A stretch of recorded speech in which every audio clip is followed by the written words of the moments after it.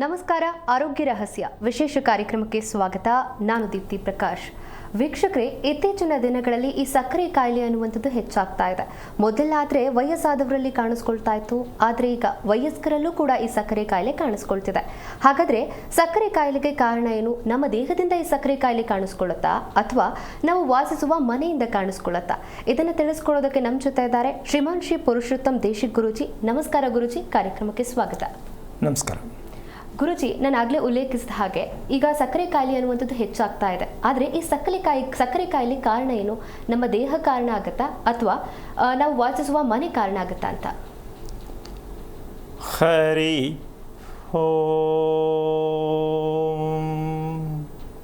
ಶ್ರೀ ಗುರುಭ್ಯೋ ನಮಃ.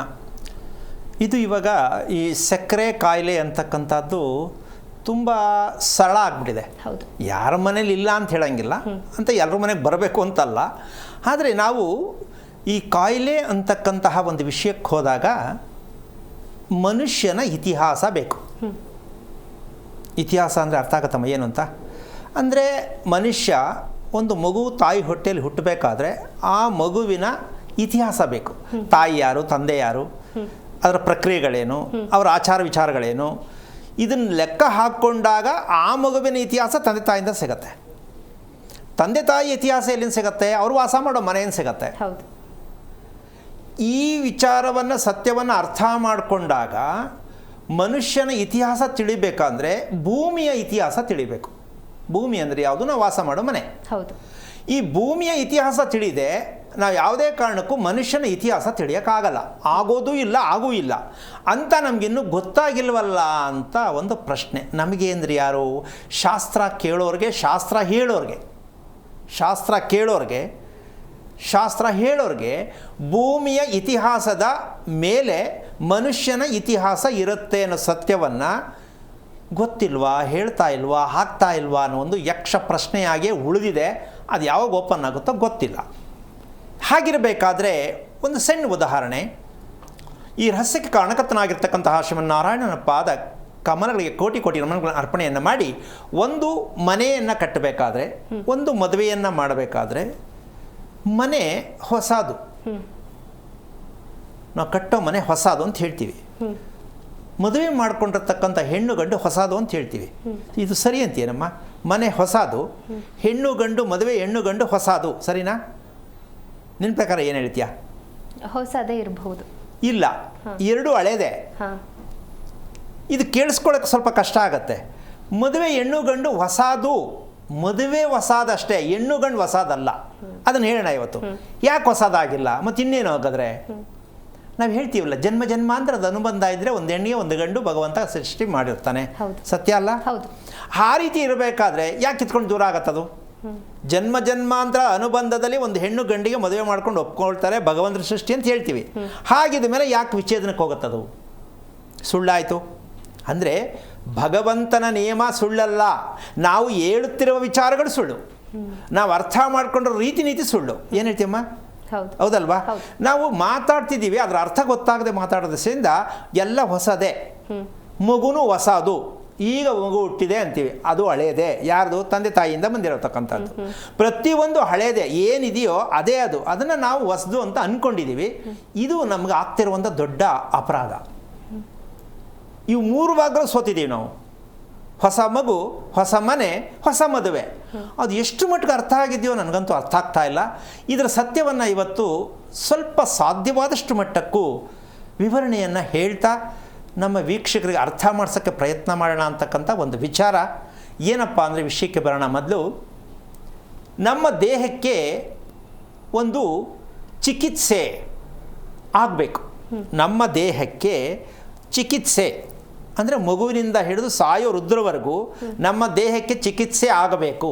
ಯಾವುದು ಅಂದರೆ, ಬೇಜಾರು ಎನ್ನುವ ಒಂದು ವಿಚಾರ ಯಾರಲ್ಲಿಲ್ಲಮ್ಮ? ಇದು ಬೇಜಾರು ಅನ್ನೋ ಪದ ಯಾರಲ್ಲಿಲ್ಲ?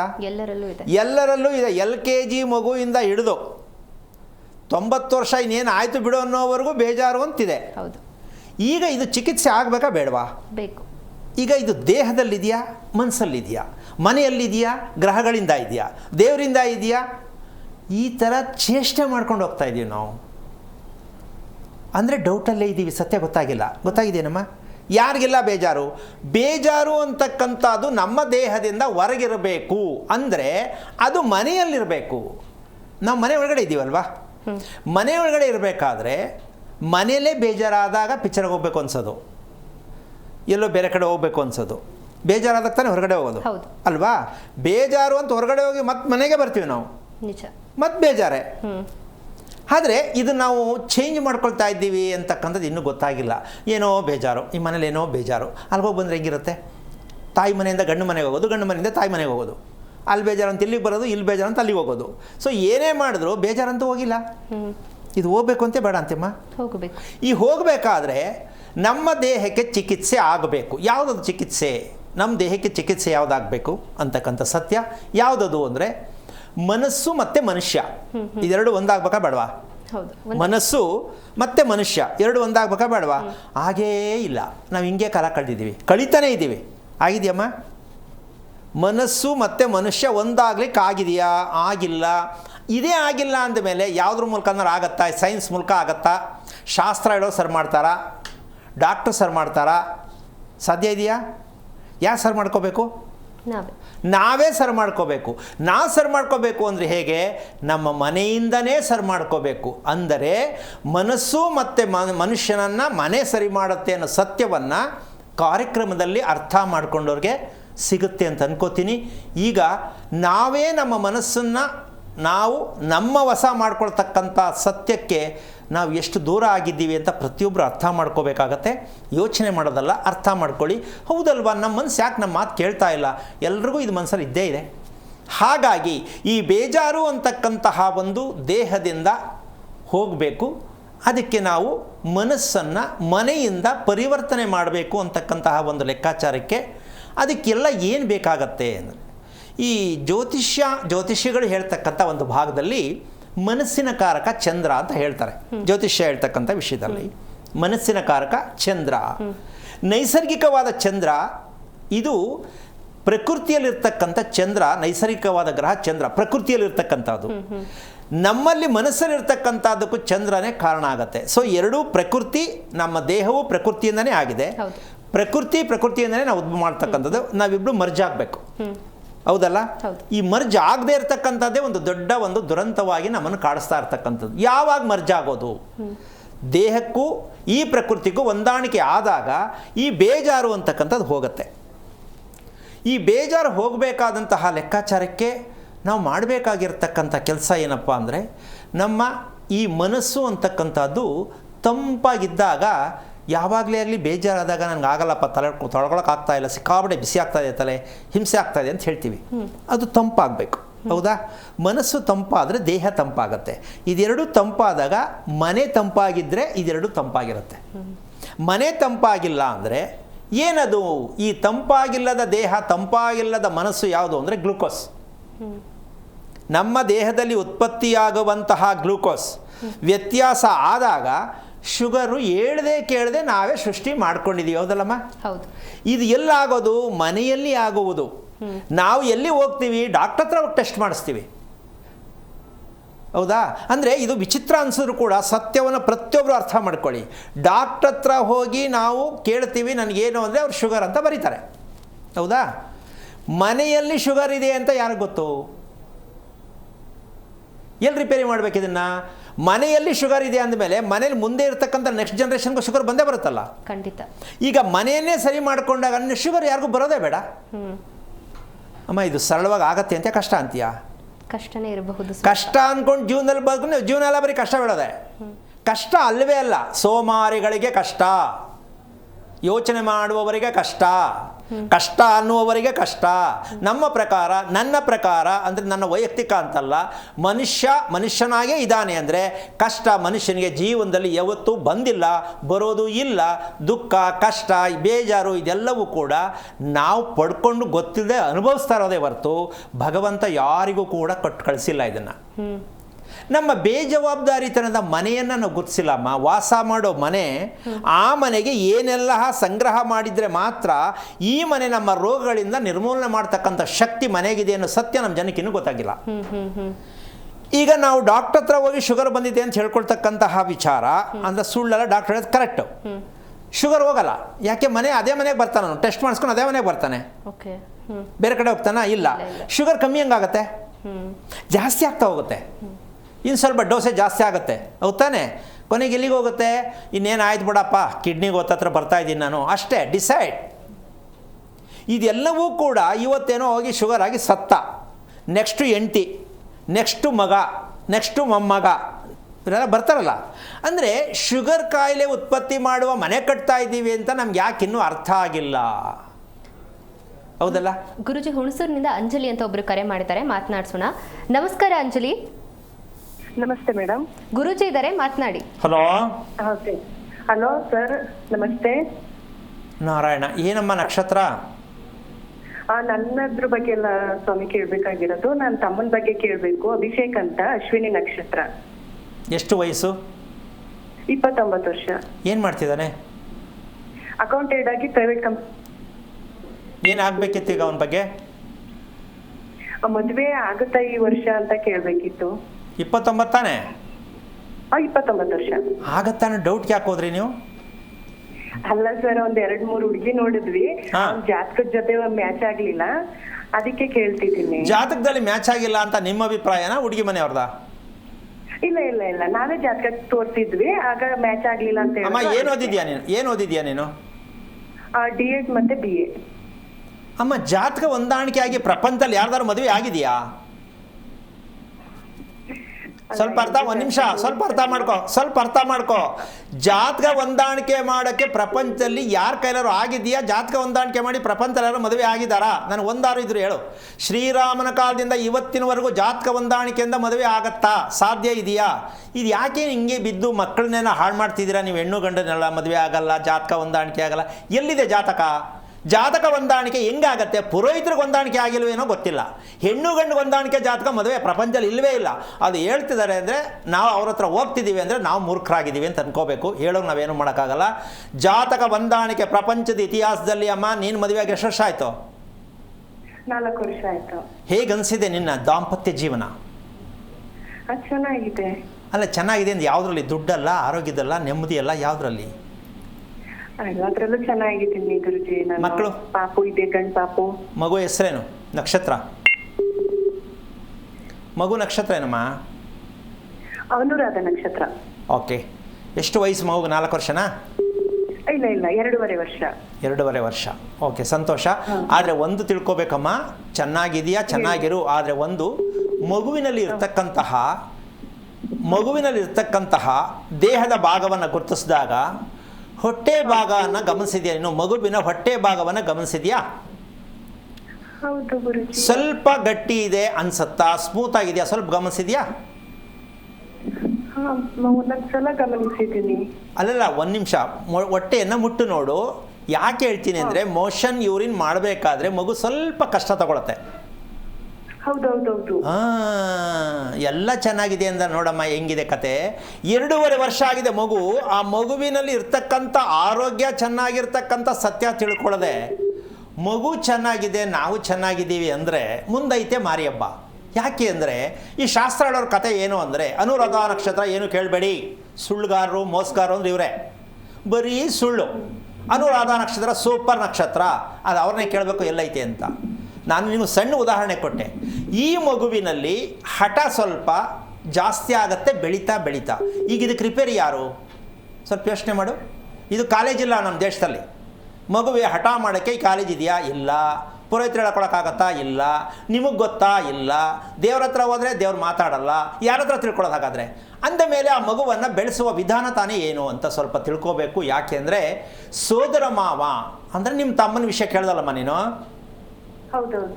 ನಿಮ್ಮ ತಮ್ಮನ ಪ್ರೆಸೆಂಟು ಈ ಮಗುನಲ್ಲಿ ಬಂದಿರತ್ತೆ. ಅದಕ್ಕೆ ನಾನು ಈ ಕ್ಲೂ ತಗೊಂಡೆ.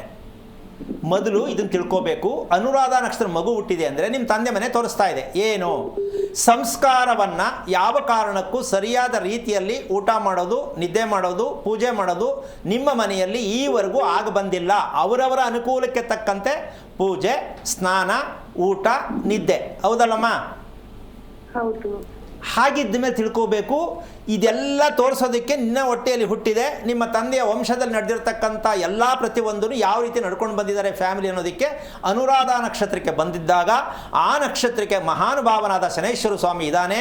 ದೇವರಿಗೂ ಸತ್ತೋರ್ಗೂ ವ್ಯತ್ಯಾಸ ಗೊತ್ತಿಲ್ಲ ಇವರಿಗೆ, ಆದರೂ ಇವ್ರ ಬುದ್ಧಿ ಕಲ್ತಿಲ್ವಲ್ಲ ಅನ್ನೋ ಕಷ್ಟಕ್ಕೆ ದೇವರು ಮೆಸೇಜ್ ಪಾಸ್ ಮಾಡಿ ಅನುರಾಧ ನಕ್ಷತ್ರ ಮಗುವನ್ನು ಕೊಟ್ಟ. ನೀವು ತಿಳ್ಕೊಳ್ಳದೆ ಈ ಮಗುನು ಹಿಂಗೆ ಬೆಳೆಸ್ತಿದ್ದೀರಾ, ನಿಮ್ಮ ತಮ್ಮನ್ನು ಹಿಂಗೆ ಬೆಳೆಸೋರು ನಿಮ್ಮ ಅಪ್ಪ ಅಮ್ಮ. ಈಗನು ಮದುವೆ ಆಗತ್ತಾ ಅನ್ನೋದು ಕ್ವಶನ್ ಮಾರ್ಕ್, ಆದರೂ ಉಳಿಯುತ್ತಾ ಅನ್ನೋದು ಕ್ವಶನ್ ಮಾರ್ಕ್. ನಿದ್ದೆನೇ ಚೆನ್ನಾಗಿಲ್ಲ, ಒಂದು ಅಭ್ಯಾಸನೇ ಚೆನ್ನಾಗಿಲ್ಲ ನಮ್ಮ ನಿಮ್ಮ ತಮ್ಮಂದು. ಹಲೋ, ಹೇಳಿ. ನಿಮ್ಮ ತಮ್ಮಂದು ನಿದ್ದೆದು ಊಟದ್ದು ಅಭ್ಯಾಸ ಚೆನ್ನಾಗಿದೆಯಾ ಅಂತ ಕೇಳ್ತೀನಿ. ಇಲ್ಲ ಅವನು ನಿದ್ರೆ ಸರಿಯಾಗಿ ಮಾಡಲ್ಲ. ಆಗಿದ್ದ ಮೇಲೆ ಮದುವೆ ತಗೊಂಬಂದು ಇನ್ನೊಂದು ಹುಡುಗಿ ತಂದು ಏನಕ್ಕಮ್ಮ ಆಗ್ತೀರಾ ಇನ್ ಜೊತೆಗೆ? ಯೋಚನೆ ಮಾಡಮ್ಮ. ನಿದ್ದೆ ಬರದೇ ಇರೋನಿಗೆ ಬುದ್ಧಿಗೆಟ್ಟಿರುತ್ತೆ, ಬುದ್ಧಿಗೆಟ್ಟವನ ಜೊತೆಲಿ ಸಂಸಾರ ಮಾಡೋಕ್ಕೆ ಹೆಂಡತಿ ಕೈಲಿ ಆಗಲ್ಲ. ಆ ಹುಡುಗಿನ ತಾನೇ ಯಾಕಪ್ಪ ಹಿಡ್ಕೊಂಬತ್ತೀರಾ? ಈ ಸತ್ಯವನ್ನು ಹೇಳುವಂಥ ಏಕೈಕ ಕಾರ್ಯಕ್ರಮ ಅದೊಂದೇ ಪ್ರಪಂಚದ ಇತಿಹಾಸದಲ್ಲಿ. ಈ ಸತ್ಯ ಹೇಳ್ತಿರ್ತಕ್ಕಂಥ ಏಕೈಕ ಕಾರ್ಯಕ್ರಮ ಅಂದರೆ ಇದೊಂದೇ. ಸುಮ್ಮನೆ ಹೆಣ್ಣು ಗಂಡು ಹೆಸರು ನೋಡಿ ಮದುವೆ ಮಾಡಿ ಎಲ್ಲರೂ ಕಳಿಸ್ತಾ ಇದ್ದಾರೆ ಹೊರತು ಯಾರೂ ನೆಮ್ಮದಿಯಾಗಿಲ್ಲ. ಈ ಸತ್ಯ ತಿಳ್ಕೊಳ್ಳೋದಕ್ಕೆ ಖುಷಿ ಆಯ್ತಾ, ಬೇಜಾರಾಯ್ತಾ ನಿಮಗೆ? ಇಲ್ಲ ಪರವಾಗಿಲ್ಲ, ಖುಷಿನೇ ಆಯ್ತು. ಮದುವೆ ಮಾಡೋದು ಅಮ್ಮ, ಮದುವೆ ಮಾಡೋದು ಮುಖ್ಯ ಅಲ್ಲ ತಾಯಿ. ಅವ್ನು ನೆಮ್ಮದಿಯಾಗಿ ನಿದ್ದೆ ಮಾಡೋದನ್ನ ಮೊದಲು ಸರಿಯಾಗಿ ರಿಪೇರಿ ಮಾಡು, ಆಮೇಲೆ ಮದುವೆ ಆಗತ್ತೆ. ಆ ನಿದ್ದೆ ಬರದೇ ಇರೋದ ಕಾರಣ ಏನು ಅಂತ ತಿಳ್ಕೋಬೇಕು. ಅದರಿಂದ ಅವನ ಆರೋಗ್ಯ, ಮನಸ್ಥಿತಿ, ಕೋಪ, ಆವೇಶ ತುಂಬ ಇರುತ್ತೆ. ಹೆಂಡತಿ ಹೊಂದಾಣಿಕೆ ಆಗೋದು ತುಂಬ ಕಷ್ಟ ಇದೆ. ಈ ಪುರೋಹಿತರುಗಳು ಅದಕ್ಕೆ ರಾಕ್ಷಸ ಗಣ ದೇವಗಣ ಅಂತ ಮ್ಯಾಚ್ ಮಾಡಿ ಬರೆದ್ಬಿಟ್ಟು ಅರ್ಶಿನ ಕುಂಕುಮ ಹಚ್ಚಿ ಕೊಟ್ಬಿಡ್ತಾರೆ ದುಡ್ಡು ಇಸ್ಕೊಂಡ್ಬಿಟ್ಟು. ಇದೆಲ್ಲ ಮಾಡೋಕ್ಕೆ ಹೋಗಬೇಡಿ. ಹೆಸರು ಕೇಳೋದು, ಗ್ರಹ ಕುಂಡಲಿಗಳನ್ನ ಕೇಳೋದು, ಜಾತಕ ಹೊಂದಾಣಿಕೆ, ಮದುವೆ ಮಾಡ್ತೀನಿ ಅಂತ ದಯವಿಟ್ಟು ಎಲ್ಲರೂ ನಿಲ್ಲಿಸಿ. ಸಾಕಷ್ಟು ಸಲ ಹೇಳ್ತೀನಿ, ನಂಬಬೇಡಿ. ಮೂರ್ಖತನದ ವಿದ್ಯೆ ಇದು. ಯಾಕೆ ಅಂದರೆ ಅವರಿಬ್ಬರ ಮನಸ್ಥಿತಿಯನ್ನು ಅರ್ಥ ಮಾಡ್ಕೊಳ್ಳೋದು ಆರೋಗ್ಯ. ಹೆಣ್ಣು ಗಂಡು ಆರೋಗ್ಯವಾಗಿದ್ದರೆ ಚೆನ್ನಾಗಿ ಪ್ರೀತಿಸ್ತಾರೆ, ಚೆನ್ನಾಗಿರ್ತಾರೆ. ಪ್ರೀತಿನೇ ಇಲ್ಲ ಅಂದರೆ ಆರೋಗ್ಯ ಇಲ್ಲ ಅಂತ. ಆರೋಗ್ಯ ಇಲ್ಲ ಅಂದರೆ ಗಂಡ ಹೆಂಡತಿ ಮದುವೆ ಯಾಕೆ ಮಾಡ್ತೀರಾ? ಪ್ರಪಂಚದಲ್ಲಿ 80% ಇದೇ ಸಮಸ್ಯೆ ನಡೀತಾ ಇದೆ. ಅಮ್ಮ, ನೀನು ಎಜುಕೇಟೆಡ್ ಆಗಿದೆಯಾ? ಮತ್ತೆ ತಪ್ಪು ಮಾಡೋಕ್ಕೆ ಹೋಗ್ಬೇಡ. ನಿನ್ನ ತಮ್ಮನ್ನು ಫಸ್ಟ್ ರಿಪೇರಿ ಮಾಡಬೇಕು ಅಂದರೆ ತಿಳ್ಕೊ ಮೊದಲು. ಯಾಕೆ ಈ ಅಶ್ವಿನಿ ನಕ್ಷತ್ರದಲ್ಲಿ ಬಂದ, ನನ್ನ ಮಗ ಅನುರಾಷ್ಟ್ರಕ್ಕೆ ಯಾಕೆ ಬಂದ, ಇದೆರಡು ಸತ್ಯ ತಿಳ್ಕೊಂಡಾಗ ನಿಮ್ಮ ಮನೆಯೂ ಕ್ಲೀನ್ ಆಗುತ್ತೆ, ನಿಮ್ಮ ತಂದೆ ಮನೆಯೂ ಕ್ಲೀನ್ ಆಗುತ್ತೆ. ಒಳ್ಳೆಯದಾಗಲಿ ತಾಯಿ, ತಿಳ್ಕೊಳ್ಳಿ. ಥ್ಯಾಂಕ್ ಯು ಅಂಜಲಿ ಅವರೇ ಕರೆ ಮಾಡಿದ್ದಕ್ಕಾಗಿ. ಗುರುಜಿ, ಇನ್ನೊಬ್ರು ಕಾಲರ್ ಇದ್ದಾರೆ, ನಾಗರಾಜ್ ಅಂತ ಕುಂದಾಪುರದಿಂದ ಕರೆ ಮಾಡಿದ್ದಾರೆ. ನಮಸ್ಕಾರ ನಾಗರಾಜ್. ನಮಸ್ಕಾರ ಸ್ವಾಮಿ. ನಿಮ್ಮ ನಕ್ಷತ್ರ ತಿಳಿಸ್ಕೊಡಿ. ಶ್ರವಣ ನಕ್ಷತ್ರ, ಮಕರ ರಾಶಿ. ಗುರುಜಿ ಇದ್ದಾರೆ, ಮಾತಾಡಿ. ಹಲೋ. ನಮಸ್ಕಾರ ಸ್ವಾಮಿ. ನಾರಾಯಣ, ಏನು ಮಾಡ್ತಾ ಇದ್ದೀರಾ? ನಾವು ಅಡುಗೆ ಕೆಲಸ ಮಾಡೋದು ಸ್ವಾಮಿ. ನಿಮ್ದೇನ ಶ್ರವಣ ನಕ್ಷತ್ರ? ಶ್ರವಣ ನಕ್ಷತ್ರ ನಂದೇ ಸರ್. ಎಷ್ಟು ನಿಮ್ಮ ವಯಸ್ಸು? ನನ್ನ ವಯಸ್ಸು 58. ಓಕೆ, ಏನು ಕೇಳಬೇಕು ಅಂತ ಮಾಡಿದ್ರಿ? ನನ್ನ ಮನೆ ಬಗ್ಗೆ ಒಂಚೂರು ಕೇಳುವಂತ ಸ್ವಾಮಿ. ಯಾವಾಗಲೂ ಹೇಳ್ತಿರ್ತೀರಲ್ಲ ನೀವು ಮನೆಯದು ವಾಸ್ತು ಬಗ್ಗೆ.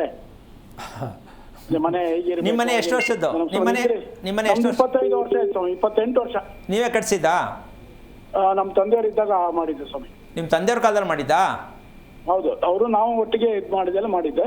ನಿಮ್ಮ ತಂದೆ ಎಲ್ಲಿದ್ದಾರೆ? ಅವ್ರು ತೀರಿ ಹೋದ್ರಿ. ಈಗ ಎಷ್ಟು ವರ್ಷ ಆಯಿತು? 15 ವರ್ಷ ಆಯ್ತು ಅವ್ರು ತೀರಿ ಹೋಗಿ. ಇವತ್ತು ಅವ್ರ ತಂದೆಯವ್ರ ಕಾರ್ಯಕ್ರಮ ಆಯ್ತು. ಇವತ್ತು ದಿವಸನೇ ನಿಮ್ಗೆ ಕಾಲ್ ಸಿಕ್ತು, ನಂಗೆ ಖುಷಿ ಆಯ್ತು. ಪುಣ್ಯ. ಓಕೆ, ಈಗ ನಿಮ್ಮ ತಂದೆಗೆ ಏನಾಗಿತ್ತು?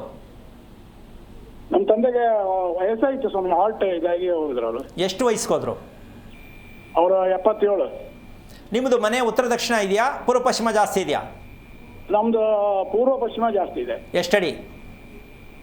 ಒಂದು 30 ಅಡಿ ಇದೆ. ಇದೊಂದು ಉತ್ತರ ದಕ್ಷಿಣ ಒಂದು 15-18 ಅಡಿ ಇದೆ. ಸೊ ನೀವು ಎಷ್ಟಡಿಗೆ ಮನೆ ಕಟ್ಟಿದ್ದೀರಾ? ನಾವತ್ತು ಜಾಗ ಸುಮಾರು ಇದೆ ಸ್ವಾಮಿ, ದೊಡ್ಡ ಜಾಗ ಇದೆ. ಓಕೆ, ಜಾಗ ಒಂದು 50 ಸೆಂಟ್ಸ್ ಇರ್ಬೋದು. ಆ ಕಡೆ ಎಲ್ಲ ಕಂಪೌಂಡ್ ಹಾಕಿದ್ದೀನಿ ಸುತ್ತಲೂ. ಸುತ್ತ ಕಾಂಪೌಂಡ್ ಇದೆಯಾ? ಹೌದು, ದಕ್ಷಿಣಕ್ಕೂ ಜಾಗ ಇದೆ, ಪೂರ್ವಕ್ಕೂ ಇದೆ, ಪಶ್ಚಿಮಕ್ಕೂ ಇದೆ, ಉತ್ತರಕ್ಕೂ ಇದೆ. ಎಷ್ಟು ಜಾಗ ಇದೆ? ದಕ್ಷಿಣದಲ್ಲಿ ಎಷ್ಟು ಜಾಗ? ದಕ್ಷಿಣದಲ್ಲಿ ಎಷ್ಟು ಜಾಗ ಇದೆ? ಯಾವ ಸ್ವಾಮಿ? ದಕ್ಷಿಣಕ್ಕೆ ಎಷ್ಟು ಜಾಗ ಇದೆ? ದಕ್ಷಿಣಕ್ಕೆ ಒಂದು 50 ಅಡಿ ಇರ್ಬೋದು. ನಿಮ್ದೇನಾ ಅದು? ನಮ್ದೇ ಕಂಪೌಂಡ್ ಹಾಕಿದ್ವಿ, ರೋಡ್ ಬಂತ ಆಚೆಗೆ. ಅಲ್ಲ, 50 ಅಡಿ ಬಿಟ್ಟು ಖಾಲಿ ಜಾಗ ಮಾಡಿ ನಿಮ್ಮ ಕಾಂಪೌಂಡ್ ಬಿಟ್ಟಿದ್ದೀರಾ? 50 ಅಡಿ ಖಾಲಿ ಜಾಗ ಇಟ್ಕೊಂಡು ಕಾಂಪೌಂಡ್ ಹಾಕಿದ್ದೀರಾ? ಖಾಲಿ ಜಾಗ ಇಟ್ಕೊಂಡು ಕಾಂಪೌಂಡ್ ಹಾಕಿದ್ದೀನಿ ರೋಡಿಗೆ. ಯಾಕೆ ಅಷ್ಟೊಂದು? ಪಶ್ಚಿಮಕ್ಕೂ ಒಂದು 50 ಅಡಿ ಇದೆ. ಪೂರ್ವ?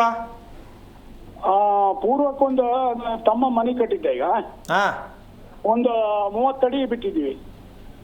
ಓಕೆ, ನಿಮ್ದೇನ ಜಾಗ ಅದು? ಆ ಜಾಗ ನಮ್ದೇ, ನಮ್ಮ ತಂದೆಯವ್ರದ್ದು ಮೊದಲಿಂದ ಅದು ಪೂರ್ವ ಐತೆ ಜಾಗ. ಅಲ್ಲಿ ಯಾವಾಗ ಹಾವು ನೋಡಿದ್ರಿ ನೀವು ಆ ಜಾಗದಲ್ಲಿ? ಹಾವು ಅಂದ್ರೆ ನಮ್ದು ನಾಗದವ್ರ ಬನ ಯಾವಾಗಲೂ ಇಲ್ಲೇ ಇದೆ. ಬನನೂ ಕಟ್ಟಿದ್ದೀವಿ ಈಗ ಹೊಸದಾಗಿ. ಹಳೆ ಬನ ಇತ್ತು, ಅಪ್ಪ ಇದ್ದಾಲಿಂದ ಇತ್ತು. ಏನು? ನಾಗದವ್ರ ಬನ ನಾಗವನ ನಾಗಬನ ಅಂತ ಹೇಳಿದ್ರೆ ಅದಕ್ಕೊಂದು ಸಾಧಾರಣ ಒಂದು 30 ಅಡಿ ಇದೆ ಅದು ಜಾಗ. ಯಾಕದಲ್ಲಿ ಮಾಡಿದ್ದು? ಅದು ನಮ್ಮ ತಂದೆಯರಿದ್ದ ಅಜ್ಜ ಇದ್ದಾಗಿತ್ತು, ಮುತ್ತಜ್ಜ ಇದ್ದರೆ ಇತ್ತು, ನಮ್ಮ ತಂದೆಯವ್ರ ಅಪ್ಪ ಇದ್ದಲ್ಲೂ ಕೂಡ ಇತ್ತು ನಾಗದೇವ್ರ ಬನ. ಸರಿ, ಅದಕ್ಕೆ ಏನು ಮಾಡ್ತೀರಾ ನೀವು? ಅದಕ್ಕೆ ಆರಾಧನೆ ಮಾಡ್ತಕ್ಕಂಥದ್ದು ಯಾರು, ಯಾವಾಗ? ಅವಾಗ ಡೈಲಿ ಪೂಜೆ ಮಾಡ್ತಾ ಇರ್ತೀವಿ. ಅದಕ್ಕೆ ದಿವಸ ಯಾರು ಮಾಡ್ತೀವಿ ನಾವು, ಒಂದು ಸಾಲಿಗ್ರಾಮ ನಾನೇ ಮಾಡ್ತೀವಿ. ಈಗ ನಾನೇ ಮಾಡ್ತೇವೆ. ಈಗ ಪ್ರತಿದಿನ ಮಾಡ್ತೀರಾ? ಪ್ರತಿ ದಿವಸ ಮಾಡ್ತೀವಿ. ಅದನ್ನ ಇಂಪ್ರೂವ್ ಮಾಡಿದೀವಿ. ಈಗ ಚಂದ ಮಾಡಿ ಸ್ವಲ್ಪ ದೊಡ್ಡದಾಗಿ ಕಟ್ಟಿ ಚಂದ ಮಾಡಿದೀವಿ.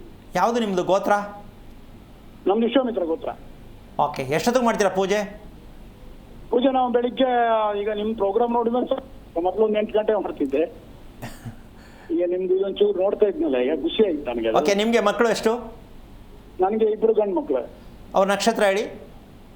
ಒಬ್ಬ ಆದ್ರ ನಕ್ಷತ್ರ. ಯಾವುದು?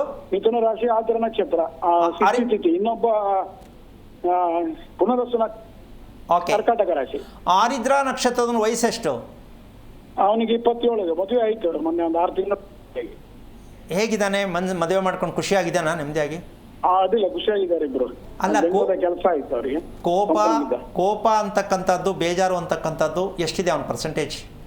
ಕೋಪ ಸಿಕ್ಕಾಪಟ್ಟೆ ಇದೆ ಮರ, ಮೈ ಮೇಲೆ ಬರ್ತಾವ ಸರಿ. ಓಕೆ, ಯಾಕೆ ಈ ಮಾತು ಕೇಳಿದೆ ಅಂದರೆ, ಆರಿದ್ರ ನಕ್ಷತ್ರ ನಿಮ್ಮ ಮಗ ಹುಟ್ಟಿದಾನಲ್ಲ, ಹೌದಾ? ನಿಮ್ಮ ನಾಗಮನದ ಅಡ್ರೆಸ್ಸೇ ನಿಮ್ಮ ಮಗ. ಅವ್ನು ಮಲ್ಕೊಳ್ಳೋದು ನೋಡಿ ಎಷ್ಟು ವ್ಯಂಗ್ಯವಾಗಿ ಕೊಕ್ಕರಿಸ್ಕೊಂಡು ಹೆಂಗೆ ಸರ್ಕಸ್ ಮಾಡ್ತಾನೆ ನೋಡಿದಿರಾ ನಿಮ್ಮ ಮಗ ಮಲ್ಕೊಳ್ಳೋದು? ಆವೆ ಮತ್ತೆ ನಿಮ್ಮ ಹೊಟ್ಟೆಯಲ್ಲಿ ಬಂದಿದೆ. ನಿಮ್ಮ ಅಪ್ಪ ಮಾಡಿಟ್ಟ ಆಸ್ತಿ ನೋಡಿ ಎಷ್ಟು ಚೆನ್ನಾಗಿದೆ. ಈಗ ನೀವು ಅನುಭವಿಸ್ಬೇಕು. ಆದರೆ ಜೋಪಾನ, ಅವನಿಗೆ ಬ್ರೇಕ್ ಆಗ್ತಾ ಇರಿ. ಇಲ್ಲ ಅಂದರೆ ಗಂಡ ಹೆಂಡತಿ ಮಧ್ಯದಲ್ಲಿ ಭಿನ್ನಾಭಿಪ್ರಾಯಗಳು ತುಂಬ ಬೇಗ ಬರುತ್ತೆ. ಸ್ವಲ್ಪ ಬ್ರೇಕ್ ಆಗ್ತಾ ಹೋಗ್ಬೇಕು. ಜೊತೆಗೆ ನಿಮ್ಮ ಮನೆಯಲ್ಲಿರ್ತಕ್ಕಂಥ ದಕ್ಷಿಣ ಭಾಗ ಖಾಲಿ ಇರುವ ಕಾರಣ ಆತಂಕ ಜಾಸ್ತಿ ಆಗತ್ತೆ. ಅಂದರೆ ಬೇಜಾರು ಮತ್ತು ಉಸಿರಾಟದ ಸಮಸ್ಯೆ, ಹಾರ್ಟ್ ಅಟ್ಯಾಕ್ ಆಗ್ತಕ್ಕಂಥದ್ದು ಈ ಸನ್ನಿವೇಶಗಳು ಆ ಖಾಲಿ ಜಾಗದಲ್ಲೇ ಇರುತ್ತೆ. ಉತ್ತರಕ್ಕೂ ಅಷ್ಟೇ ಇದೆ ಸಮಯ. ಅಲ್ಲ, ಒಂದು ನಿಮಿಷ, ನೀವು ಜಾಸ್ತಿ ಜಾಗ ಬಿಟ್ಟು ಯಾವುದೇ ಕಾರಣಕ್ಕೆ ಮಾಡುವಾಗಿಲ್ಲ. 5 ಅಡಿ ಜಾಗದ ಮೇಲೆ ಯಾವುದೇ ಮನೆ ಸುತ್ತ ಜಾಗ ಖಾಲಿ ಇರಬಾರ್ದು. 5 ಅಡಿ ಮೇಲೆ ಯಾವುದೇ ಕಾರಣಕ್ಕೂ ಇರಬಾರ್ದು. ಎಷ್ಟು ಕೋಟಿ ರೂಪಾಯಿ ಖರ್ಚು ಮಾಡಿ ಮದುವೆ ಮಾಡಿದ್ರು 5 ಗ್ರಾಮ್ ಮಾಂಗಲ್ಯನೇ ಹಾಕೋಬೇಕು. ಅದರ ಮೇಲೆ 5 ಮಿಲಿನೂ ಇರ್ಕೊಡ್ದು. ಹಾಗೆ ನಮ್ಮದೇ ಆದ ಒಂದು ಸಿದ್ಧಾಂತಗಳಿದೆ, ಆ ಕ್ರಮದಲ್ಲೇ ಹೋಗ್ಬೇಕದು. ನೀವು ಮೊದಲು ಕಾಂಪೌಂಡ್ನ ಯಾವ ರೀತಿಗೆ ಹಾಕಬೇಕು ಅಂತ ದಯವಿಟ್ಟು ತಿಳ್ಕೊಳ್ಳಿ. ಇಲ್ಲಾಂದರೆ ಮುಂದೆ ಸ್ವಲ್ಪ ಇನ್ ಕೇಸ್ ನಾನು ಹೇಳ್ತೀನಿ ಅಂತ ಬೇಜಾರು ಮಾಡ್ಕೋಬೇಡಿ. ಮಕ್ಕಳಿಗೆ ಆರಿದ್ರ ನಕ್ಷತ್ರಕ್ಕೆ ದಾಂಪತ್ಯ ಕ್ವಾಲಿಟಿ 90% ಇರಲ್ಲ. ಇನ್ ಕೇಸ್ ಬೇಜಾರಾಗಿ ಜಗಳ ಮಾಡಿಕೊಂಡು ಮನೆಯಿಂದ ಸೊಸೆ ಹೋಗ್ಬೋದು. ನಾಳೆ ಪರದಾಡಬೇಡಿ, ಮಧ್ಯೆ ಬ್ರೇಕ್ ಹಾಕಿ ಕಾಂಪೌಂಡ್ ಸರ್ ಮಾಡ್ಕೊಳ್ಳಿ. ಮತ್ತು ಆರಿದ್ರ ನಕ್ಷತ್ರ ಮಾಡಿರ್ತಕ್ಕಂಥದ್ದು ನಿಮ್ಮ ನಾಗಮನದ ಸತ್ಯ ನಿಮ್ಗಿನ್ನೂ ಅರ್ಥ ಆಗಿಲ್ಲ. ಯಾಕೆ ನಾಗಮನ ಬಂತು, ಅಲ್ಲಿ ಏನು ಮಾಡಬೇಕಿತ್ತು, ಈ ಸತ್ಯವನ್ನು ದಯವಿಟ್ಟು ತಿಳ್ಕೊಳ್ಳಿ. ಇಲ್ಲ ಅಂದರೆ ತುಂಬ ಮನಸ್ಸಿಗೆ ಒಂದು ತುಂಬ ಬೇಜಾರಾಗತ್ತೆ, ಇಕ್ಕಟ್ಟಾಗತ್ತೆ. ತಿಳ್ಕೊಳ್ಳೋಕೆ ಪ್ರಯತ್ನ ಮಾಡಿ. ಒಳ್ಳೆಯದಾಗಲಿ. ಥ್ಯಾಂಕ್ ಯು ನಾಗರಾಜ್ ಅವರೇ, ಕರೆ ಮಾಡಿದ್ದಕ್ಕಾಗಿ. ಗುರೂಜಿ ಆಗಲೇ ಹೇಳ್ತಾ ಇದ್ರಿ ಸಕ್ಕರೆ ಕಾಯಿಲೆ ಅನ್ನುವಂಥದ್ದು ಮನೆಯಿಂದ ಯಾವ ರೀತಿಯಾಗಿ ಬರುತ್ತೆ ಅಂತ, ಅದ್ರ ಬಗ್ಗೆ ತಿಳಿಸ್ಕೊಡೋದಾದರೆ. ಈಗ ವಿಚಾರಕ್ಕೆ ಬರೋದೇ ಆದರೆ, ನಾವು ಮನೆಯನ್ನು ತಂಪಾಗಿ ಮಾಡಬೇಕು, ಮನೆಯನ್ನು ತಂಪಾಗಿ ಇಟ್ಕೋಬೇಕು. ಆಗ ನಮಗೆ ಯಾವುದೇ ಕಾಯಿಲೆ, ಸಕ್ಕರೆ ಕಾಯಿಲೆ ಒಂದೇ ಅಲ್ಲಮ್ಮ, ಅದಕ್ಕಿನ್ನೂ ದೊಡ್ಡಣ್ಣ ಇದ್ದಾರೆ. ಸಕ್ಕರೆ ಕಾಯಿಲೆ ಪಕ್ಕ ಇನ್ನೂ ದೊಡ್ಡಣ್ಣ ಇದ್ದಾರೆ. ಯಾವುದು? ಕ್ಯಾನ್ಸರ್. ಇದ್ರ ಮಧ್ಯೆ ಒಬ್ರು ಇದ್ದಾರೆ, ಮಧ್ಯದ ಭವನು. ಯಾರು ಅಂದರೆ BP. ಇವು 3 ಇವತ್ತು ಕಾಮನ್ ಮ್ಯಾಟರ್ ಆಗಿದೆ. ಅಂದರೆ ಈ ಕ್ಯಾನ್ಸರ್ ಒಂದು ಸ್ವಲ್ಪ ಮುಚ್ಚಿಟ್ಟಿದ್ದಾರೆ, ಜಾಸ್ತಿ ಓಪನ್ ಮಾಡಿಲ್ಲ. ಅದು ಯಾವಾಗಲೂ ಕ್ರಮೇಣ ಬರ್ತದೆ. ಆದರೂ ನಮ್ಮಲ್ಲಿ ತುಂಬ ಪರ್ಸೆಂಟೇಜ್ ಶುಗರ್ ತುಂಬ ಹೋಗ್ತಾ ಇದೆ. ನಮ್ಮ ಭಾರತ ದೇಶ ತುಂಬ ನಂಬರ್ 1 ಅಂದರೆ 4ನೇ ದೇಶ ಅಂತ ಹೇಳ್ತಾ ಇದ್ದಾರೆ. ಆದರೂ ಇನ್ನೂ ಗೊತ್ತಿಲ್ಲದಿರೋ ಶುಗರ್ನವ್ರು ಬೇಕಾಷ್ಟು ಜನ ಇದ್ದಾರೆ. ಶುಗರ್ ಕಾಯಿಲೆ ಮಗು ಹುಟ್ಟಿದಾಗಿನಿಂದನೇ ಎಲ್ರಿಗೂ ಶುಗರ್ ಇದ್ದೇ ಇರುತ್ತೆ. ಶುಗರ್ ಇಲ್ಲದೆ ಡೈಜೆಷನ್ ಆಗ್ತಕ್ಕಂಥ ಸಾಧ್ಯತೆ ಬರಲ್ಲ. ಆದರೆ ನಾವು ಅದನ್ನು ಯಾವ ರೀತಿ ಜಾಸ್ತಿ ಮಾಡ್ಕೋತಾ ಇದ್ದೀವಿ ಅಂದರೆ, ಬೇಜಾರಿನ ಮೂಲವೇ ಶುಗರು. ಈಗ ಅವರು ಟ್ಯಾಬ್ಲೆಟ್ ತೊಗೊಂಡು ಶುಗರ್ ಟ್ಯಾಬ್ಲೆಟ್ ತೊಗೊಂಡಿರ್ತಾರೆ, ಮತ್ತೆ ಇನ್ನೂ ಬೇಜಾರು ಜಾಸ್ತಿ ಆಗುತ್ತೆ. ಹೊತ್ತು ಟ್ಯಾಬ್ಲೆಟಿಂದ ಮನಸ್ಸಿಗೆ ನೆಮ್ಮದಿ ಬರಲ್ಲ. ಇವ್ರು ತಗೊಳ್ತಾ ಇರೋದು ಶುಗರ್ಗೆ ಅಂತ, ಶುಗರ್ಗೆಲ್ಲ ಕೊಡ್ತಾ ಇರೋದು ಇವ್ರ ದೇಹಕ್ಕೆ ತಗೋತಾ ಇರೋದು. ಇವ್ರ ದೇಹದಲ್ಲೇ ಶುಗರ್ ಇರೋದು. ಆದರೆ ಮಾತ್ರೆ ತಿಂತಾ ಇದ್ದೀನಿ ಪರವಾಗಿಲ್ಲ ಅಂತಾರೆ, ಮಾತಾಡ್ಸೋದ್ಮೇಲೆ ಮೇಲೆ ಬೀಳ್ತಾರೆ. ಯಾಕೆ? ಶುಗರ್ ಬಂದಿದೆ, ಸುಮ್ಮನಿರಪ್ಪ, ಮೇಲೆ ಬೀಳ್ತಾನ, ಮಾತಾಡ್ಸೋಕೋಬೇಡ ಅಂತ ಹೇಳ್ತಾರೆ. ಸೊ ಉದ್ವೇಗ ಇನ್ನೂ ಜಾಸ್ತಿ ಆಗ್ತಾ ಹೋಗುತ್ತೆ. ಟಾಬ್ಲೆಟ್ ಏನು ವರ್ಕ್ ಆಯ್ತು, ಏನು ಆಗ್ತಾ ಇದೆ ನಮಗಿನ್ನೂ ಅರ್ಥ ಆಗಿಲ್ಲ. ಅಂದರೆ ಟಾಬ್ಲೆಟ್ ತೊಗೊಳ್ಳೋದು ತಪ್ಪು ಅಂತ ಪ್ರಶ್ನೆ ಅಲ್ಲ, ತಗೊಳ್ಳಿ. ಆದರೆ ನಿಮ್ಮ ಮನಸ್ಸನ್ನು ಬದಲಾವಣೆ ಮಾಡೋಕ್ಕೆ ಟ್ಯಾಬ್ಲೆಟ್ ಇಲ್ಲ. ರೋಗ ಬದಲಾವಣೆಗೆ ಟಾಬ್ಲೆಟ್ ಇದೆ. ನಿಮ್ಮ ಮನಸ್ಸು ಬದಲಾವಣೆ ಆಗಬೇಕು. ಇದಕ್ಕೆ ಟ್ಯಾಬ್ಲೆಟ್ ಪ್ರಪಂಚದಲ್ಲಿ ಯಾರ ಕೈಲೂ ಇಲ್ಲ. ಇದೇನಮ್ಮ? ಇಲ್ಲ.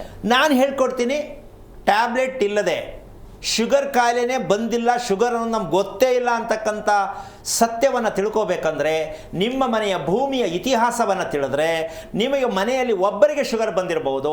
ವಂಶಪಾರಂಪರ್ಯ ಶುಗರ್ ಬರೋದು ಬೇಡ. ನಮ್ಮ ಅಪ್ಪನಿಗೆತ್ತು, ನಮ್ಮ ದೊಡ್ಡಪ್ಪನಿಗೆತ್ತು, ನಮ್ಮ ತಾತನಿಗೆತ್ತು, ಇದು ಅಂದ್ಕೊಂಡೇ ಕಾಲ ಕಳೀತಿದ್ದೀವಿ ನಾವು. ಹೌದು, ಬರಬಾರ್ದು. ಅವ್ರು ಅನುಭವಿಸೋದು ನೀವು ಯಾಕೆ ಮಾಡ್ತೀರಾ? ಅವ್ರು 3 ಮದುವೆ ಮಾಡ್ಕೊಂಡು ನೀವು 3 ಮಾಡ್ಕೋಬೇಡಿ. ಏನಮ್ಮ ಮಾಡ್ಕೋಬೇಕಾ? ಅಲ್ಲ, ಅದು ಮಾಡ್ಕೋಬೇಕಾಗತ್ತೆ. ನಮ್ಮ ತಾತನ 3 ಸ್ವಾಮಿ ನಾನು 2 ಮಾಡ್ಕೊತೀನಿ ಅಣ್ಣ, ಅದನ್ನು ಬಿಡಲ್ಲ. ಯಾಕೆ ಶ್ರೀನಿವಾಸರಿಗೆ ಆ ಕಡೆ ಒಂದು ಈ ಕಡೆ ಒಂದು ಹೇಳ್ತಾರೆ, ಅದೂ ಕಷ್ಟನೇ ನಮ್ಮ ಜನಗಳಲ್ಲಿ. ಆ ಥರ ಮಾತಾಡ್ತಾರೆ. ದೇವರೇ 2 ಮಾಡ್ಕೊಂಡವ್ರು ಬಿಡಿ ಸ್ವಾಮಿ, ನಾವು 2 ಮಾಡ್ಕೊಳ್ಳೋಣ. ಗುರುಜಿ ಇನ್ನೊಬ್ರು ಕಾಲರ್ ಇದ್ದಾರೆ, ಬೆಂಗಳೂರಿಂದ ಮಂಜುಳಾ ಅಂತ ಕರೆ ಮಾಡಿದ್ದಾರೆ. ನಮಸ್ಕಾರ ಮಂಜುಳಾ. ನಮಸ್ಕಾರ ನಮಸ್ಕಾರ. ನಿಮ್ಮ ನಕ್ಷತ್ರ ತಿಳಿಸ್ಕೊಡಿ. ನಕ್ಷತ್ರ ಉತ್ತರಾಷಾಢ ನಕ್ಷತ್ರ, ಮಕರ ರಾಶಿ. ಗುರುಜಿ ಇದ್ದಾರೆ, ಮಾತನಾಡಿ. ಹಲೋ. ಹಲೋ ಸ್ವಾಮೀಜಿ, ನಮಸ್ಕಾರ. ನಾರಾಯಣ, ಏನು ಓದಿದ್ಯಮ್ಮ? ನಾನು SLC ಓದಿದ್ದೀನಿ. ಮದುವೆ ಆಯ್ತಾ? ಮದುವೆ ಆಗಿ 2 ಮಕ್ಕಳಿದಾವೆ. ಏನಾಗಬೇಕಿತ್ತು? ನನಗೆ ಸುಮಾರು 2-3 ವರ್ಷದಿಂದ ಗ್ಯಾಸ್ಟ್ರಿಕ್ ಸಮಸ್ಯೆ ಇದೆ. ಎಲ್ಲ ತೋರಿಸಿದೀವಿ, ಕಡಿಮೆನೇ ಆಗ್ತಾ ಇಲ್ಲ. ಓಕೆ, ಈಗ ನಿನಗೆ ಕಾಲು ಮಂಡಿ ಎರಡರಲ್ಲಿ ಯಾವ್ದು ನೋವು ಬರುತ್ತೆ? ಸ್ವಲ್ಪ ಕಾಲು ನೋವು ಬರ್ತಾ ಇತ್ತು ಸ್ವಾಮೀಜಿ ಮೊದಲು, ಸ್ವಲ್ಪ ಈಗ ಪರವಾಗಿಲ್ಲ. ಓಕೆ, ನಿಮ್ಮ ಮನೆ ಎಷ್ಟು ವರ್ಷದ್ದು? ಎಷ್ಟು ವರ್ಷ ಲೀಸ್ಗಿದ್ದೀನಿ ಸ್ವಾಮೀಜಿ, ಒಂದು 5-6 ವರ್ಷ ಆಯ್ತು. ಓಕೆ, ನಿಮ್ಮ ತಂದೆ ಏನು ಮಾಡ್ತಾರೆ? ನಮ್ಮ ತಂದೆ ಮನೇಲೇ ಇರ್ತಾರೆ. ಏನು ಮಾಡ್ತಾರೆ ಅಂದೆ? ಏನು ಸೋಷಲ್ ವರ್ಕ್ ಕೆಲಸ ಮಾಡ್ತಾರೆ. ಸರಿಮ್ಮ, ಈಗ ನೀನು ಹಾಂ ಊಟ ಮಾಡ್ತಕ್ಕಂತಹ ವಿಚಾರದಲ್ಲಿ ಹಾಂ ಕರೆಕ್ಟಾಗಿ ಊಟ ಮಾಡ್ತೀನಿ ಅಂತ ಗೊತ್ತಿದೆ ನಿನಗೆ? ನಾನು ಊಟ ಚೆನ್ನಾಗಿ ಮಾಡೋದು ಗೊತ್ತಿದೆ, ಊಟ ಕರೆಕ್ಟಾಗಿ ಮಾಡ್ತೀನಿ ಅಂತ ಅನ್ಸುತ್ತಾ ನಿನಗೆ? ಮಾಡ್ತೀನಿ ಸ್ವಾಮೀಜಿ, ಆದ್ರೆ ನಿಮಗೆ ಜೀರ್ಣ ಆಗಲ್ಲ ಸ್ವಾಮೀಜಿ. ಅದೇನೇ ಅಮ್ಮ, ಅದನ್ನೇ ಕೇಳಿಸ್ಕೊತಾಯಿ. ನೀನು ಊಟ ನುಂಗ್ತಾ ಇದೀಯಾ, ಅಗಿತಾ ಇಲ್ಲ. ನೋಡಿ, ಯೋಚನೆ ಮಾಡು. ನೀನು ಊಟನ ಅಗಿತಾ ಇಲ್ಲ, ನುಂಗ್ತಾ ಇದೀಯಾ. ಅರ್ಥ ಆಯ್ತಾ? ಅರ್ಥ ಆಯ್ತು ಸ್ವಾಮೀಜಿ. ಜೀವನ ಪರ್ಯಂತ ಗ್ಯಾಸ್ಟ್ರಿಕ್ ಹೋಗಲ್ಲ. ಯಾಕೆ? ನಮ್ಮ ದೇಶದ ತುಂಬ ಇದೇ ಇರೋದು. ಸ್ವಲ್ಪ ಗ್ಯಾಸ್ಟ್ರಿಕ್ ಇನ್ನೊಂದು ಸ್ವಲ್ಪ ಇದ್ದಾರೆ. ಈಗ 2 ವರ್ಷದಿಂದ ಗ್ಯಾಸ್ಟ್ರಿಕ್ ಅಂತ ಸ್ವಲ್ಪ ಜನ ಇದ್ದಾರೆ. ಗ್ಯಾಸ್ಟ್ರಿಕ್ ಕಾಮನಲ್ಲಿ ಒಬ್ಬಳು ಅಂತ ಇನ್ನು ಸ್ವಲ್ಪ ಜನ ಇದ್ದಾರೆ. ಅದು ಯಾಕೆ ಅಡ್ಜಸ್ಟ್ ಮಾಡ್ಕೊಂಡು ರೋಗ ಬರ್ಸ್ಕೊತಾರೋ ನಂಗಂತೂ ಅರ್ಥ ಆಗ್ತಾ ಇಲ್ಲ. ನೀನು ಮದುವೆ ಆದ 2 ಮಕ್ಕಳಾಯಿತು ಅಮ್ಮ, ಊಟ ತಿನ್ನೋದು ಗೊತ್ತಿಲ್ಲ ಅಂದರೆ ಮದುವೆ ಯಾಕೆ ಮಾಡಿದ್ರು ನಿಮ್ಮ ಅಪ್ಪ ಅಮ್ಮ ಅಂತ ನಾನು ಕೇಳಬೇಕಾಗತ್ತೆ, ನಂಬರ್ 1. ನಂಬರ್ 2, ನಿಮ್ಮ ಯಜಮಾನಿಗೆ ಪುರ್ಸೊತ್ತಿಲ್ವಾ ಅಂತ ಕೇಳಬೇಕಾಗತ್ತೆ. ನಂಬರ್ 3, ನಾನು ಯಾಕೆ ಅನುಭವಿಸ್ಬೇಕು ಅಂತ ಡಾಕ್ಟರ್ ಹತ್ರ ಹೋದರೆ ನಿನಗೆ ಮಾತ್ರೆ ಕೊಡ್ಬೋದೇ ವಿನಃ ನಿನ್ನ ಗ್ಯಾಸ್ಟ್ರಿಕ್ ಹೋಗೋದಕ್ಕೆ ಯಾವ ಕಾರಣಕ್ಕೂ ಅದಿಲ್ಲ. ಅದು ನೀನೇ ತಿಳ್ಕೋಬೇಕು. ಅರ್ಥ ಆಯ್ತಾ? ಬೇಜಾರಾಯ್ತಾ? ಬೇಜಾರಾಗಿಲ್ಲ ಸ್ವಾಮೀಜಿ, ಅದಕ್ಕೆ ಚೆನ್ನಾಗಿ ಫೋನ್ ಮಾಡಿ. ಅಮ್ಮ, ನಿನಗೆ ಯಾವುದೇ ಕಾರಣಕ್ಕೂ ತಿಳ್ಕೊ. ನೀನು ಊಟ ಮಾಡೋ ತಟ್ಟೆ ಯಾವುದು? ಸ್ಟೀಲ್ ತಟ್ಟೆ? ಸ್ಟೀಲ್ ತಟ್ಟೆ ಸ್ವಾಮೀಜಿ. ಓಕೆ, ಈಗ ನೀನು ಊಟ ಮಾಡೋದು ರಾತ್ರಿ ಎಷ್ಟೊತ್ತಿಗೆ ಮಾಡ್ತೀಯಾ? ರಾತ್ರಿ ಸುಮಾರು ಒಂದು 9 ಗಂಟೆ ಮಾಡ್ತೀನಿ. ನೀನು ರಾತ್ರಿ ಊಟ ಬಿಟ್ಟರೆ ನಿನ್ನ ಗ್ಯಾಸ್ಟ್ರಿಕ್ ಆಟೋಮೆಟಿಕ್ ಕಮ್ಮಿ ಆಗತ್ತೆ. 6:30ಗೆ ಊಟ ಮುಗಿಸ್ಬೇಕು. ಎಷ್ಟಕ್ಕೆ? 6:30. ಸೂರ್ಯೋದಯ ಅಂದರೆ ಸೂರ್ಯ ಅಸ್ತ, ಇವೆರಡನ್ನ ಗಮನಿಸ್ಕೋಬೇಕು. ಸೂರ್ಯೋದಯಕ್ಕೆ ಮುಂಚೆ ಸ್ನಾನ ಮಾಡಬೇಕು. ಸೂರ್ಯ ಮುಳುಗೋದ್ರೊಳಗೆ ಊಟ ಮುಗಿಸ್ಬೇಕು. ಇಷ್ಟು ಮಾಡಿ ನೋಡೋದು, ನಿನ್ನ ಗ್ಯಾಸ್ಟ್ರಿಕ್ ಹೆಂಗೆ ಕಿತ್ಕೊಂಡು ಹೋಗ್ಬಿಡುತ್ತೆ. ಎಲ್ಲೂ ಇಲ್ಲ ನೋಡೋದ್ರೆ ಇದು ಹೆಂಗೆ ಸಾಧ್ಯ ಅನ್ಬೇಕು. ಮಾಡ್ತೀಯಾ? ಮಾಡ್ತೀನಿ ಸ್ವಾಮೀಜಿ. ಬೆಳಿಗ್ಗೆ ಎಷ್ಟೊತ್ತು ಕೇಳ್ತೀಯಾ? ಬೆಳಿಗ್ಗೆ ಮಾಮೂಲು 6 ಗಂಟೆಗೆ ಎದ್ದು ಸ್ನಾನ ಮಾಡೋದು ಎಷ್ಟೊತ್ತಿಗೆ? ಒಂದು 10 ಗಂಟೆ 9 ಗಂಟೆಗೆ. ಎಂಥ ಬುದ್ಧಿವಂತೆ ಇದೆಯಮ್ಮ ನೀನು. ಹಾಂ, ಇದರಂಥ ಸೋಮಾರಿತನ ಎಲ್ಲಿ ಉತ್ಪತ್ತಿ ಆಗತ್ತೆ ಅಂತ ಈಗ ಅರ್ಥ ಮಾಡ್ಕೋಬೇಕಮ್ಮ. ಹೇಳೋದು 6 ಗಂಟೆ ಅಂದರೆ ಸ್ನಾನ ಮಾಡೋದು 10 ಗಂಟೆ. ಅರ್ಥ ಏನು? ಬೇಜಾರು ಮಾಡೋಣ, ಆಮೇಲೆ ಮಾಡೋಣ, ಅಡುಗೆ ಮನೆ ಒರೆಸ್ಬಿಟ್ಟು ಮಾಡೋಣ, ಬಟ್ಟೆ ತೊಳೆದ್ಬಿಟ್ಟು ಮಾಡೋಣ, ಪಾತ್ರೆ ಬೆಳಗ್ಬಿಟ್ಟು ಮಾಡೋಣ, ಹಿಂಗೆ 10-10:30 ಸಾಯಂಕಾಲ ತನಕ ಕೆಲವ್ರು ಮಾಡ್ತಾರೆ ಸ್ನಾನನ. ಯಾಕೆಂದರೆ ಸ್ನಾನ ಮಾಡಿ ಮಲ್ಕೊಳ್ಳೋ ಜನ ಎಷ್ಟೋ ಜನ ಇದ್ದಾರೆ. ಒಟ್ಟು ಸ್ನಾನ ಆಗಬೇಕಷ್ಟೇ. ಆದರೆ ನೀನು ಮಾಡ್ತಾ ಇರೋದು ಬೇಜಾರು, ಕೋಪ, ಎರಡರಲ್ಲಿ ಯಾವ್ದು ಜಾಸ್ತಿ ಅಮ್ಮ ನಿಂಗೆ? ಎರಡೂ ಇದೆ ಸ್ವಾಮೀಜಿ. ಇದು ಹಿಂಗೆ ಇಟ್ಕೊಂಡು ಹೋಗ್ತೀಯ, ಜೊತೆಲೆ ಇಟ್ಕೋಬೇಕು ಅಂತೀಯ, ದೂರ ಮಾಡಬೇಕು ಅಂತೀಯ? ದೂರ ಮಾಡ್ಬೇಕಂತೆ.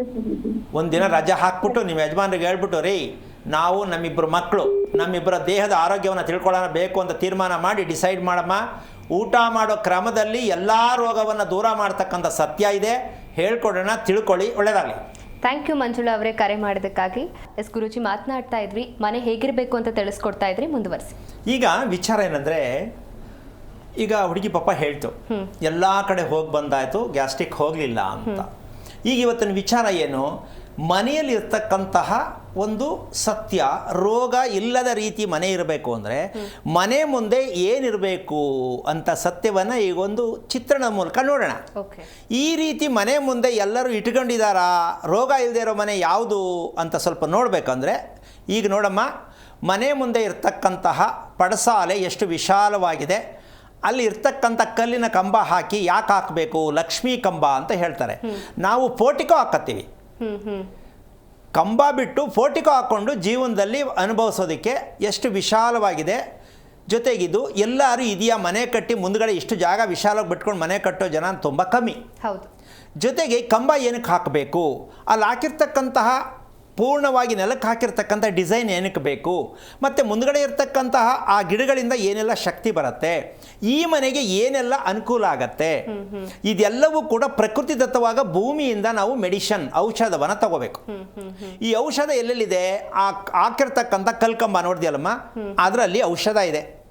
ಹಾಗೆ ಲೆಕ್ಕ ಹಾಕಿದ್ರೆ ಮನೆಯ ಭಾಗ ಓಡಾಡೋಕ್ಕೆ ಎಷ್ಟು ವಿಶಾಲವಾಗಿರ್ತಕ್ಕಂಥ ಜಾಗ, ಎಷ್ಟು ಪ್ರಮಾಣ ಬಿಟ್ಕೊಂಡಿರಬೇಕು ಅಂತಕ್ಕಂಥದ್ದು ಈ ಪ್ಯಾಸೇಜ್ ತೋರಿಸ್ತಾ ಇರ್ತಕ್ಕಂಥದ್ದು. ಕಾಂಪೌಂಡ್ ಪಕ್ಕದಲ್ಲಿ ಎಷ್ಟು ಜಾಗ ಇರಬೇಕು, ಕೆಲವು ಕಡೆ ಓಡಾಡೋಕ್ಕೆ ಆಗಲ್ಲ, ಕಾಂಪೌಂಡ್ ಹಾಕಿರ್ತಾರೆ ನೋಡಿ, ಇಲ್ಲಿ ಓಡಾಡಬೇಕು. ಸ್ನಾನದ ಮನೆಗೆ ಎಷ್ಟು ಚಿಕ್ಕದಾಗಿರ್ತಕ್ಕಂಥ ಒಂದು ಪುಟ್ಟದಾಗಲ್ಲೊಂದು ಇಟ್ಕೊಂಡಿರ್ತಕ್ಕಂಥದ್ದು ಒಂದು ಭಾಗ. ಸ್ನಾನ ಮನೆ ಮಾಡೋಕ್ಕೇ ಒಂದಷ್ಟು ಜಾಗ ಬೆಳೆಸೋಕ್ಕೆ ಪ್ರಯತ್ನ ಮಾಡ್ತೀವಿ. ಜಾಗವನ್ನು ಹೇಗೆ ಬಳಸಬೇಕು ಅಂತಕ್ಕಂಥ ಒಂದು ಮೆಸೇಜ್. ನಾವು ಎಷ್ಟು ಜಾಗವನ್ನು ಸರಿಯಾದ ರೀತಿ ಬಳಸ್ತೀವೋ ಅಷ್ಟು ನಮಗೆ ಆರೋಗ್ಯ ಚೆನ್ನಾಗಿರುತ್ತೆ. ಪಕ್ಕದ ಮನೆ ಇರ್ತಕ್ಕಂಥದ್ದು ಕಾಣಿಸ್ತಾ ಇದೆ, ಅಲ್ಲಿ ಪಕ್ಕದ ಮನೆ ಇರ್ತಕ್ಕಂಥ ಜಾಗ ಎಷ್ಟಿದೆ, ಈ ಮನೆ ಇರ್ತಕ್ಕಂಥ ಜಾಗ ಎಷ್ಟಿದೆ ಲೆಕ್ಕ ಹಾಕೊಳ್ಳಮ್ಮ. ಅಲ್ಲಿ ಒಬ್ಬ ಮನುಷ್ಯ ಓಡಾಡೋಕ್ಕಾಗಲ್ಲ. ಈಗ ನೋಡು, ಈ ಕಲ್ಕಂಬದ ಮೇಲ್ಗಡೆ ಎಂಚಿದೆ, ಮಣ್ಣಿನ ಎಂಚು.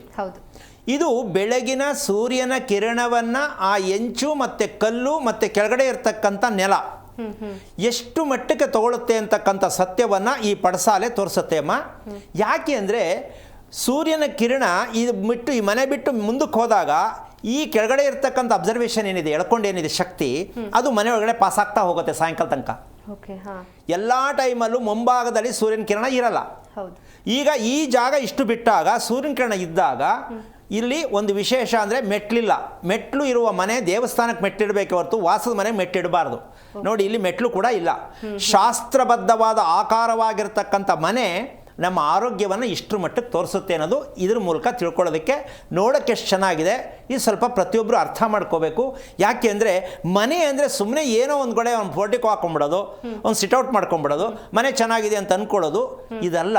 ಶಾಸ್ತ್ರೀಯ ಪದ್ಧತಿಯಲ್ಲೇ ಮನೆ ಇರಬೇಕು. ಅಂದರೆ ಈ ರೀತಿ ಕಲ್ಕಂಬ ಇಲ್ಲದೆ, ಅಂದರೆ ಕಂಬ ಇಲ್ಲದೆ ಮನೆಯನ್ನು ಕಟ್ಟಿದ್ರೆ ಆ ಮನೆಗೆ ಲಕ್ಷ್ಮೀ ಅನುಗ್ರಹ ಇರಲ್ಲ. ಹಿಂದೆ ಎಲ್ಲ ಕಂಬ ಹಾಕಿ ಮನೆ ಕಟ್ತಿದ್ರು, ಅದಕ್ಕೆ ಅಷ್ಟೊಂದು ವರ್ಷ ಬದುಕ್ತಿದ್ರು. ಈಗ ಪೋರ್ಟಿಕೋ ಹಾಕಿ ಹಾಕಿ ರೋಗದ ಕಂಬ ಹಾಕಿ ಹಾಕಿ ಅವ್ರಿಗೂ ರೋಗ ಬಂದ್ಬಿಟ್ಟಿದೆ. ಪೋರ್ಟಿಕೋಯಿಂದ ರೋಗ ಬರುತ್ತೆ ಅಂತ ಗೊತ್ತಿಲ್ಲ. ಇದ್ರ ಮೂಲಕ ತಿಳ್ಕೊಳ್ಳಿ. ಇಷ್ಟು ಸಾಕು ಚಿತ್ರಣ. ಈಗ ವಿಚಾರಕ್ಕೆ ಬರ್ತಕ್ಕಂತಹ ಒಂದು ಲೆಕ್ಕಾಚಾರಕ್ಕೆ ಹೋದಾಗ ಈ ಸತ್ಯವನ್ನು ಏನು ಮಹಾ ಖರ್ಚು ಮಾಡಿ ವಿಶೇಷವಾಗಿ ಏನಲ್ಲಿ ಗ್ರ್ಯಾಂಡಾಗಿ ಏನು ಮಾಡಿಲ್ಲ ಅಮ್ಮ, ತುಂಬ ಸರಳವಾಗಿದೆ.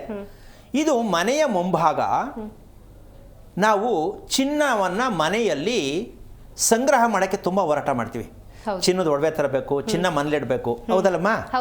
ಈ ಚಿನ್ನ ಅಂತಕ್ಕಂಥದ್ದು ನಮ್ಮ ಮನೆಯ ಒಳಗಡೆ, ಅಂದರೆ ಭೂಮಿಯಲ್ಲಿ ಚಿನ್ನವನ್ನು ಸಂಗ್ರಹ ಮಾಡ್ತಕ್ಕಂಥ ಬುದ್ಧಿ ನಮಗಿನ್ನೂ ಗೊತ್ತಾಗಿಲ್ಲ. ಚಿನ್ನ ಎಲ್ಲಿ ಸಿಗೋದು? ಭೂಮಿಯಲ್ಲಿ. ಈಗ ಎಲ್ಲ ಕಡೆ ಭೂಮಿಯಲ್ಲಿ ಚಿನ್ನ ಸಿಗಲ್ಲ. ಈಗ ನಾವು ಮನೆ ಕಟ್ಟೋ ಭೂಮಿಯಲ್ಲಿ ಚಿನ್ನ ಸಿಗಬೇಕು. ಆ ಚಿನ್ನ ಸಿಗೋದು ಯಾವ ರೀತಿಯಲ್ಲಿ ಚಿನ್ನ ಸಿಗಬೇಕು ನಮಗೆ ಮನೆಯಲ್ಲಿ? ಅರ್ಥ ಆಗ್ತಾ ಇದೆಯಾ ಪೂರ್ತಿ ನಾನು ಹೇಳಿದ್ದು? ಎಲ್ಲ ಭೂಮಿಯಲ್ಲಿ ಚಿನ್ನ ಸಿಗಲ್ಲ. ನಾವು ಕಟ್ಟಿರುವ ಮನೆ, ಕಟ್ಟಲಿರೋ ಮನೆ, ಆ ನಿವೇಶನದಲ್ಲಿ ಚಿನ್ನ ಇರಬೇಕು. ಚಿನ್ನ ಇರಬೇಕು ಅಂದರೆ ಬಡವೆ ಮಾಡಿಸ್ಕೊಳ್ಳೋಕ್ಕೆ ಚಿನ್ನ ಇರಲ್ಲ, ಇನ್ನು ಭೂಮಿ ಒಳಗಡೆ ಹಾಕೋಕ್ಕಾಗತ್ತೆ ಸ್ವಾಮಿ ಅಂತ ಎಲ್ರಿಗೂ ಅನಿಸುತ್ತೆ. ಚಿನ್ನ ಯಾವುದು ಅಂದರೆ ಹೇಳಿದ ತಕ್ಷಣ ಎಲ್ಲರೂ ನಗ್ತೀರಾ. ಯಾವುದು ಅಂದರೆ ಮರಳು. ಮರಳು ಭೂಮಿಯಲ್ಲಿ ಚಿನ್ನ. ಈಗ ಎಷ್ಟು ಜನ ಮರಳನ್ನು ಬಳಸಿ ಮನೆಯನ್ನು ಕಟ್ತಾ ಇದ್ದಾರೆ? ಯಾರು ಕಟ್ತಾ ಇಲ್ಲ, ತುಂಬ ಅಪರೂಪ ಕಟ್ತಾ ಇದ್ದಾರೆ. ಮರಳಿಲ್ಲದ ಮನೆಯಲ್ಲಿ ಶುಗರು, ಕ್ಯಾನ್ಸರು, BP 100% ಎಲ್ರಿಗೂ ಕಂಪ್ಲೀಟಾಗಿ ಬರ್ತಾನೆ ಇರುತ್ತೆ. ಮರಳು ಬಳಸದೆ ಮನೆಯನ್ನು ಕಟ್ಟಿದವರು ಈಗೆಲ್ಲ ಅದನ್ನೇ ಕಟ್ತಾ ಇರೋದು. ರಸ್ತೆಗೆ ಹಾಕೋ ಧೂಳಲ್ಲಿ ತಂದು ಮಿಕ್ಸ್ ಮಾಡಿ ಮನೆ ಕಟ್ತಾ ಇದ್ದಾರೆ. 3 ಫ್ಲೋರ್ ಕಟ್ಕೋತಾರೆ. ಫ್ಯಾನ್ ಒಂದು 4 ಹಾಕೊಂಡಿರ್ತಾರೆ ಒಂದೊಂದು ಕಡೆಗೆ. ಯಾಕೆಂದರೆ ಬಟ್ಟೆ ಎಲ್ಲ ಬಿಚ್ಬಿಟ್ಟು ಫ್ಯಾನ್ ಗಾಡಿ ತೊಗೊಂಡು ಮಲ್ಕೊಳ್ಳೋದು, ಊಟ ಮಾಡೋದು, ಬರ್ದೇ ರೋಗ ಬರ್ಸ್ಕೊಳ್ಳೋದು.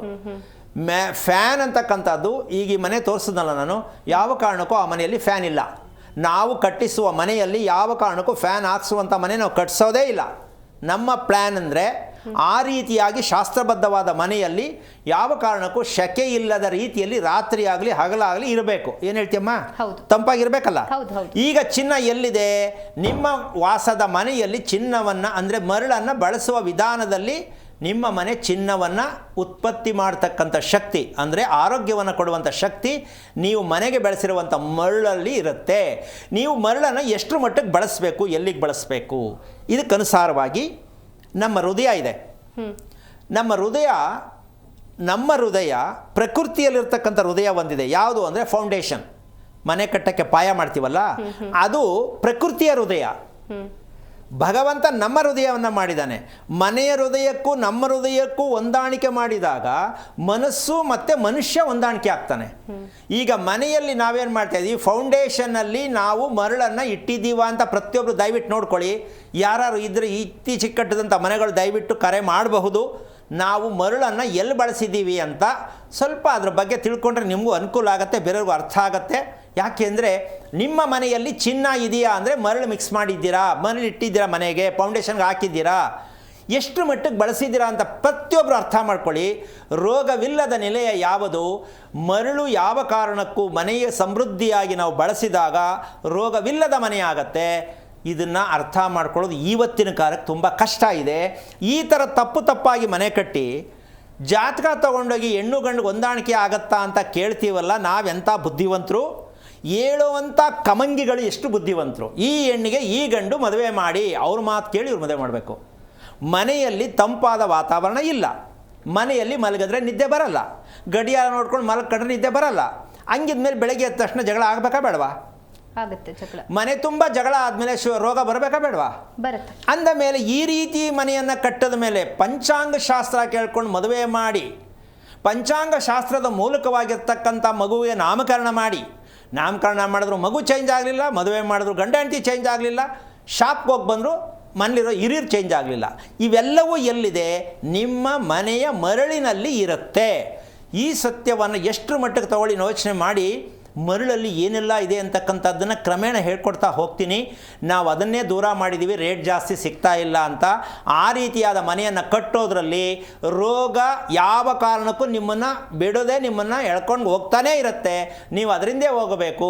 ನೀವು ಯಾವ ಕಾರಣಕ್ಕೂ ವಾಪಸ್ ಬರಲಿಕ್ಕಾಗಲ್ಲ. ಮಕ್ಕಳಿಂದ ಹಿಡಿದು ದೊಡ್ಡೋರು ವಯಸ್ಸಾದವರೆಗೂ ಎಲ್ಲರಿಗೂ ಒಂದೊಂದು ಸಮಸ್ಯೆ. ಮಾತ್ರೆ ಡಬ್ಬಿ ಒಬ್ಬರಿಗೆ ಕೆಂಪು, ಒಬ್ಬರಿಗೆ ಹಸಿರು, ಒಬ್ಬರಿಗೆ ಬಿಳಿದು. ಈ ರೀತಿ ಜೀವನದಲ್ಲಿ ಬದುಕಬೇಕಾ? ಸ್ವಲ್ಪ ಯೋಚನೆ ಮಾಡಿ. ನಿಮ್ಮ ಮನೆಯನ್ನು ಔಷಧವನ್ನಾಗಿ ಬಳಸೋದಕ್ಕೆ ಪ್ರಯತ್ನ ಮಾಡಿ. ಊಟ ಮಾಡುವುದನ್ನು ಔಷಧವನ್ನಾಗಿ ಪ್ರಯತ್ನ ಮಾಡಿ. ಮನೆ ಮತ್ತು ಊಟ, ಆಕಾರ, ಈ ಆಕಾರ ಅನ್ನೋದಕ್ಕೆ ಒಂದು ಪ್ರಶ್ನೆ ಬರುತ್ತೆ. ಏನು ಅಂದರೆ ಮನೆಯಲ್ಲಿ ಇವತ್ತಿನ ಫ್ಯಾನ್ಸಿ ಏನು ಅಂದರೆ ಶರೀರನ ಸ್ಟೈಲಾಗಿ ಒಂದು ರೀತಿ ಸ್ಲಿಮ್ ಆಗಿರಬೇಕು ಅಂತ ಇಷ್ಟಪಡುವಂಥ ಹುಚ್ಚಿದೆ. ಹೌದಾ? ಹೆಣ್ಣಾಗಲಿ ಗಂಡಾಗಲಿ ನೋಡಿದ ತಕ್ಷಣ ಅಟ್ರಾಕ್ಟಿವ್ ಆಗಿರಬೇಕು ಅಂದರೆ ಹ್ಯಾಂಡ್ಸಮ್ ಆಗಿರಬೇಕು, ಸ್ಲಿಮ್ ಆಗಿರಬೇಕು. ಇದು ರೋಗ ಅಂತೀಯ? ಏನು ಅಂತೀಯಮ್ಮ ಇದು ಒಂದು ರೀತಿ ರೋಗ. ಏನದು ಅಂದರೆ ಇರೋದು ತಪ್ಪು ಅಂತ ಹೇಳ್ತಿಲ್ಲ, ಇರೋದು ಸರಿನೇ. ಆದರೆ ಇವರು ಒಂದು ದೊಡ್ಡ ತಪ್ಪು ಮಾಡ್ತಾರೆ. ಸ್ಲಿಮ್ ಆಗಿರಬೇಕು, ನೋಡೋಕೆ ಸ್ಮಾರ್ಟ್ ಆಗಿರಬೇಕು, ಸರಿನೇ ಒಪ್ಕೊಳ್ಳಿ. ಆದರೆ ಈ ದೇಹದ ಆಕಾರ ಕೆಡ್ತಾ ಇರುತ್ತೆ. ಆವಾಗ ಏನಾಗುತ್ತೆ ಅಂದರೆ ಊಟ, ಅನ್ನ ಬಿಡ್ತಾರೆ ಇವರು, ಅನ್ನ ತಿನ್ನೋದು ಬಿಟ್ಬಿಡ್ತಾರೆ. ಯಾರು ಸ್ಲಿಮ್ ಆಗಿರಬೇಕು ಅಂತ ಯಾರು ಇಷ್ಟಪಡ್ತಾರೋ, ಅನ್ನ ತಿಂದರೆ ದಪ್ಪ ಆಗುತ್ತೆ, ಬೊಜ್ಜು ಬರುತ್ತೆ ಅಂತ ಅನ್ನ ತಿನ್ನೋದು ಬಿಡ್ತಾರಮ್ಮ. ಅವ್ರಿಗೆ ಒಕ್ಕರಿಸ್ಕೊಳ್ಳುತ್ತೆ, ರೋಗ ಪರಿಹಾರನೇ ಆಗಲ್ಲ. ಅಂಥ ರೋಗ ಇರುತ್ತೆ, ಸದಾ ಇರುತ್ತೆ. ಯಾರು ಅನ್ನವನ್ನು ತ್ಯಜಿಸ್ತಾರೋ ಅವರಿಗೆ ಸದಾ ರೋಗಿಷ್ಠರೇ. ಹಾಗಂತ ಯಾರು ಜಾಸ್ತಿ ಅನ್ನವನ್ನು ತಿಂತಾರೋ ಸದಾ ಅವರು ರೋಗಿಷ್ಠರೇ. ಓಕೆ ಗುರುಜಿ, ಇನ್ನೊಬ್ರು ಕಾಲರ್ ಇದ್ದಾರೆ, ಮಾತನಾಡ್ಸೋಣ. ಕಮಲಮ್ಮ ಅಂತ ಬೆಂಗಳೂರಿಂದ ಕರೆ ಮಾಡಿದ್ದಾರೆ. ನಮಸ್ಕಾರ ಕಮಲಮ್ಮ. ನಮಸ್ಕಾರ. ನಿಮ್ಮ ನಕ್ಷತ್ರ ತಿಳಿಸ್ಕೊಡಿ. ನಮ್ಮ ಮನೆಯವ್ರ ಆರೋಗ್ಯ ಬಗ್ಗೆ ಕೇಳಬೇಕಾಗಿತ್ತು. ಹಾ, ಗುರುಜಿ ಇದ್ದಾರೆ, ಮಾತನಾಡಿ. ಹಲೋ. ಹಲೋ, ನಮಸ್ಕಾರ ಗುರುಜಿ. ನಾರಾಯಣ. ನಕ್ಷತ್ರ ಯಾವುದು? ಪುಷ್ಯ ನಕ್ಷತ್ರ. ಎಷ್ಟು ವಯಸ್ಸು ಯಜಮಾನ್ರಿಗೆ? ಅಲ್ಲೇ 63 ವರ್ಷ. ಎಷ್ಟು ವರ್ಷ ಆಯ್ತು ಮದುವೆ ಆಗಿ? ಮದುವೆ ಆಗಿ 32 ವರ್ಷ ಆಯ್ತು. ಮಾಂಗಲ್ಯ ಸರ ಯಾವಾಗ ಬದಲಾವಣೆ ಮಾಡ್ಕೊಂಡ್ರಿ? ಒಂದ್ 2-3 ಸರಿ ಆಗಿದೆ ಗುರುಜಿ. ಕಿತ್ತೋಯ್ತಾ? ಜಗಳ ಆಡೋ ಕೀಳ್ತಾವ? ಅದೇ ಕೇಳ್ತಾ ಏನು? ಒಂದು ಫಸ್ಟ್ಗೆ ಕರಿಮಣಿ ಸರ ಹಾಕಿದ್ರು. ನಮ್ಮನೆ ನಮ್ಮ ಅಮ್ಮರ ಮನೆಗೆ ಮಾಂಗಲ್ಯ ಬಂಗಾರದ ಮಾಡ್ತಿದ್ರು, ಅಕ್ಕೆಂದೆ ಅದು ಬಹಳ ದಿವಸ ಇರ್ಲಿಲ್ಲ. ಅದಾದ್ಮೇಲೆ ಮತ್ತೆ ಗಂಟಾಕಿ ರಿಪೇರಿ ಮಾಡಿ ಹಿಂಗೆ ಆಯ್ತು ಗುರುಜಿ. ಜೀವನ ಎಲ್ಲ ರಿಪೇರಿ, ಮಾಂಗಲ್ಯ ಯಾವಾಗ ಕಟ್ಟಾಯ್ತು? ಒಂದು ನಿಮಿಷ ಕೇಳಿಸ್ಕೊಮ್ಮ. ಗುರುಜಿ ಸುಮಾರು ಜನಕ್ಕೆ ಗೊತ್ತಿಲ್ಲ. ಮಾಂಗಲ್ಯ ಕಟ್ಟು ಪದೇ ಪದೇ ಕಟ್ಟಾಗೋದು ಯಾರಿಗೆ ಅಂದರೆ ಗಂಡನಿಗೆ ಆರೋಗ್ಯ ತಪ್ಪುತ್ತೆ, ಇಲ್ಲ ಪಾಪರ್ ಚೀಟಿ ಅಂದರೆ ಸಾಲಕ್ಕೆ ಸಿಕ್ಕಾಕೋತಾರೆ ಅಂತಕ್ಕಂಥ ಸಿಮ್ಸೆಮ್ಸ್ ಕೊಡುತ್ತೆ ಹೆಣ್ಣಿನ ಮಾಂಗಲ್ಯದಲ್ಲಿ. ಇಲ್ಲ ದಾಂಪತ್ಯದಲ್ಲಿ ಇನ್ನೊಬ್ರು ಯಾರೋ ವಿಲನ್ ಬರ್ತಾರೆ ಅಂದರೆ ಕಂಡಂಗೆ ಒಂದು ಕಾಣದೇ ಇದ್ದಾಗ ಒಂದು ನಡೀತಾ ಇದೆ ಪಿಕ್ಚರು ಅಂತ, ಇನ್ನರು ಔಟ್ರು. ಅಲ್ಲ ನಿಮ್ಗಲ್ಲ, ದಯವಿಟ್ಟು ನೀವು ತಪ್ಪಾಗಿ ತಿಳ್ಕೊಂಬಿಟ್ಟಿರ. ಆಮೇಲೆ ಇಲ್ಲಿ ವಿಚಾರ ಏನಂದರೆ ಮಾಂಗಲ್ಯ ದೋಷ ಅಂತಕ್ಕಂಥದ್ದು ಪದೇ ಪದೇ ಕಟ್ಟಾಗೋದು, ಬೇಗ ಬೇಗ ಸವಿತಾ ಇದೆ, ಕರಿಮಣಿ ಹೊಡೆಯೋದು, ಅವಳ ಹೊಡಿತಾ ಅದು ಯಾರು ತಿಳ್ಕೋಬೇಕು? ನಿಮ್ಮ ಗಂಡನ ಬಗ್ಗೆ ಎಚ್ಚರಿಕೆ ತಗೊಳ್ಳಿ ಅಂತ ಭಗವಂತ ತೋರಿಸ್ತಾನಮ್ಮ. ನೋಡಿ ಈಗ ಎಷ್ಟೋ ಜನ ಕಳ್ಳರು ಕಿತ್ಕೊಂಡು ಹೋಗ್ತಾರೆ, ಅದು ಕೂಡ ಅದೇನೆ.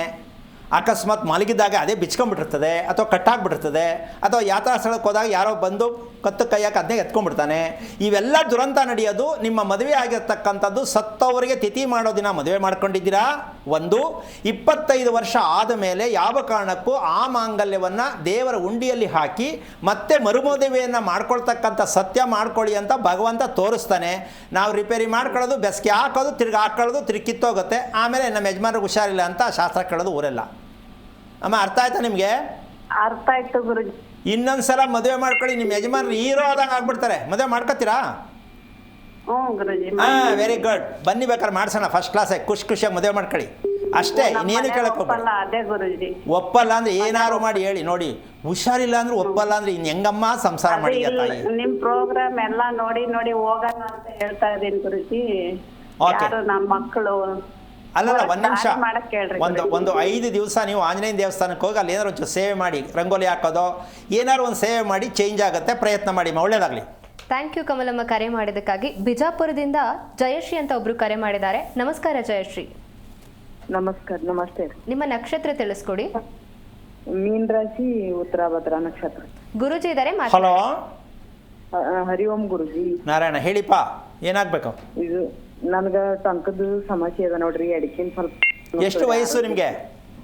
ನನ್ಗ 58 ರೀ. 58. ಮದುವೆ ಆಗಿ ಎಷ್ಟು ವರ್ಷ ಆಯಿತು? 42 ವರ್ಷ ರೀ. ನಿಮ್ಮ ಯಜಮಾನ್ ಏನು ಮಾಡ್ತಾರೆ? ಪ್ರಿನ್ಸಿಪಾಲ್ ರಿಟೈರ್ಡ್ ಆಗ್ಯಾರ. ಓಕೆ. ಈಗ ನೀವು ಕೂತ್ಕೊಳ್ತಕ್ಕಂಥದ್ದು ಕರೆಕ್ಟಾಗಿದೆ ಅನ್ಸುತ್ತಾ? ನೀವು ಕೂತ್ಕೊಳ್ಳೋದು ಭಂಗಿ ನೋಡಿದಿರಲ್ಲ, ಚೆನ್ನಾಗಿದೆ ನೀವು ಕೂತ್ಕೊಳ್ಳೋ ಸ್ಟೈಲು. ಇದು ನೀವು 2-3 ದಿನ ಆಯ್ತು ಹೇಳಕತ್ತೀರಲ್ಲ ಗುರುಜಿ, ತಿಳ್ಕೊಂಡಿನ್ರಿ. ಸ್ವಲ್ಪ ಹೆಡಕಾದು ಸ್ವಲ್ಪ ಕೆಳಗಿರ್ತದ್ರಿ. ಅಲ್ಲಮ್ಮ, ನೀವು ಕೂತ್ಕೋತಿರಲ್ಲ, ಕುತ್ತಿಗೆ ಬಗ್ಗಿರತ್ತಾ ಬೆನ್ನು ಬಗ್ಗಿರತ್ತಾ ನೋಡ್ಕೊಂಡಿದ್ದೀರಾ ಅಂದೆ? ಹ್ಞೂ, ಸ್ವಲ್ಪ ಸ್ವಲ್ಪ ಬಗ್ಗದ ಮೇಲೆ ಕಾಲು ಫುಲ್ ರಿಪೇರಿ. ನಮ್ಮ ಜನಕ್ಕೆ ಕೂತ್ಕೊಳ್ಳೋದು ಕಲ್ತ್ಕೊಂಡ್ರೆ ಎಲ್ಲ ರೋಗ ನಿವಾರಣೆ ಆಗುತ್ತೆ. ಕೂತ್ಕೊಳ್ರಿ ಅಂತ ಇನ್ನೂ ಗೊತ್ತಿಲ್ಲ, ಇಲ್ಲ ಹಿಂದಕ್ಕೆ ಬೆನ್ನು, ಇಲ್ಲ ಮುಂದಕ್ಕೆ ಹಿಂಗೆ ವರ್ಕೊಂಡು, ಈ ರೀತಿ ಕೂತ್ಕೊಳ್ಳೋರಿಗೆ ರೋಗ ಬಗೆಹರಿದಿರ್ತಕ್ಕಂಥ ರೋಗಗಳೇ ಉತ್ಪತ್ತಿ ಆಗೋದು. ಇದಕ್ಕೆ ಮೆಡಿಸಿನ್ ತಗೊಂಡ್ರೆ ಅಮ್ಮ ಎಡಕಿಂದು ಸ್ವಲ್ಪ ಟಂಕ ಅನ್ನಿಸ್ತದ ನೋಡ್ರಿ, ಬರೀ ಎಡಕಿಂದ. ಅಲ್ಲ ತಾಯಿ, ಒಂದು ನಿಮಿಷ ಕೇಳಿಸ್ಕೊ. ನೀನು ನಿದ್ದೆ ಕರೆಕ್ಟಾಗಿ ಮಾಡೋಕ್ಕಾಗತ್ತೆ ನಮ್ಮ ನಿನ್ನ ಕೈಲಿ? ನಿದ್ದೆ ನೀವು 10 ವರ್ಷ ಆಯ್ತ್ರಿ, ನಾನು ನೀವು ಹೇಳ್ದಂಗೆ ನಿದ್ದೆ ಮಾಡ್ತೀನಿ. ಮತ್ತೆ ಇನ್ನು ಹೆಂಗೆ ಆಗತ್ತಮ್ಮ? ಯಾವ ಕಾರಣಕ್ಕೂ ನೀನು ಕೂತ್ಕೊಳ್ಳೋ ಶೈಲಿ ಚೇಂಜ್ ಮಾಡ್ಕೋಬೇಕು. ಮತ್ತೆ ನಿಮ್ಮ ದೇಹದ ತೂಕ ಎಷ್ಟಿದೆ ನೋಡ್ಕೋಬೇಕು. ಇದನ್ನು ಗಮನಿಸ್ಕೊಳ್ದೆ ನನಗೆ ಹುಷಾರಿಲ್ಲ ಅಂದರೆ ಹೆಂಗಾಗತ್ತೆ? ಇದು ತಿಳ್ಕೊಳ್ಳೋಕೆ ಪ್ರಯತ್ನ ಮಾಡಿ ಮೊದಲು. ನಿಮ್ಮ 60 kg ಇದ್ರಿ. ಹೂನಮ್ಮ, 60 kgನೇ ಸರಿ. ನಿಮ್ಮ ದೇಹಕ್ಕೆ ನಿಮಗೆ ಬೇಕಾದಷ್ಟು ಪ್ರೋಟೀನ್ ಇಲ್ಲ. 1 kg ತೂಕಕ್ಕೆ 8 ಗ್ರಾಮ್ ಪ್ರೋಟೀನ್ ಬೇಕು. 1 kg ತೂಕಕ್ಕೆ ಪ್ರತಿಯೊಬ್ಬರು ತಿಳ್ಕೊಬೇಕಿದು. 1 kg ದೇಹದ ತೂಕಕ್ಕೆ 8 ಗ್ರಾಮ್ ಪ್ರೋಟೀನ್ ಬೇಕು.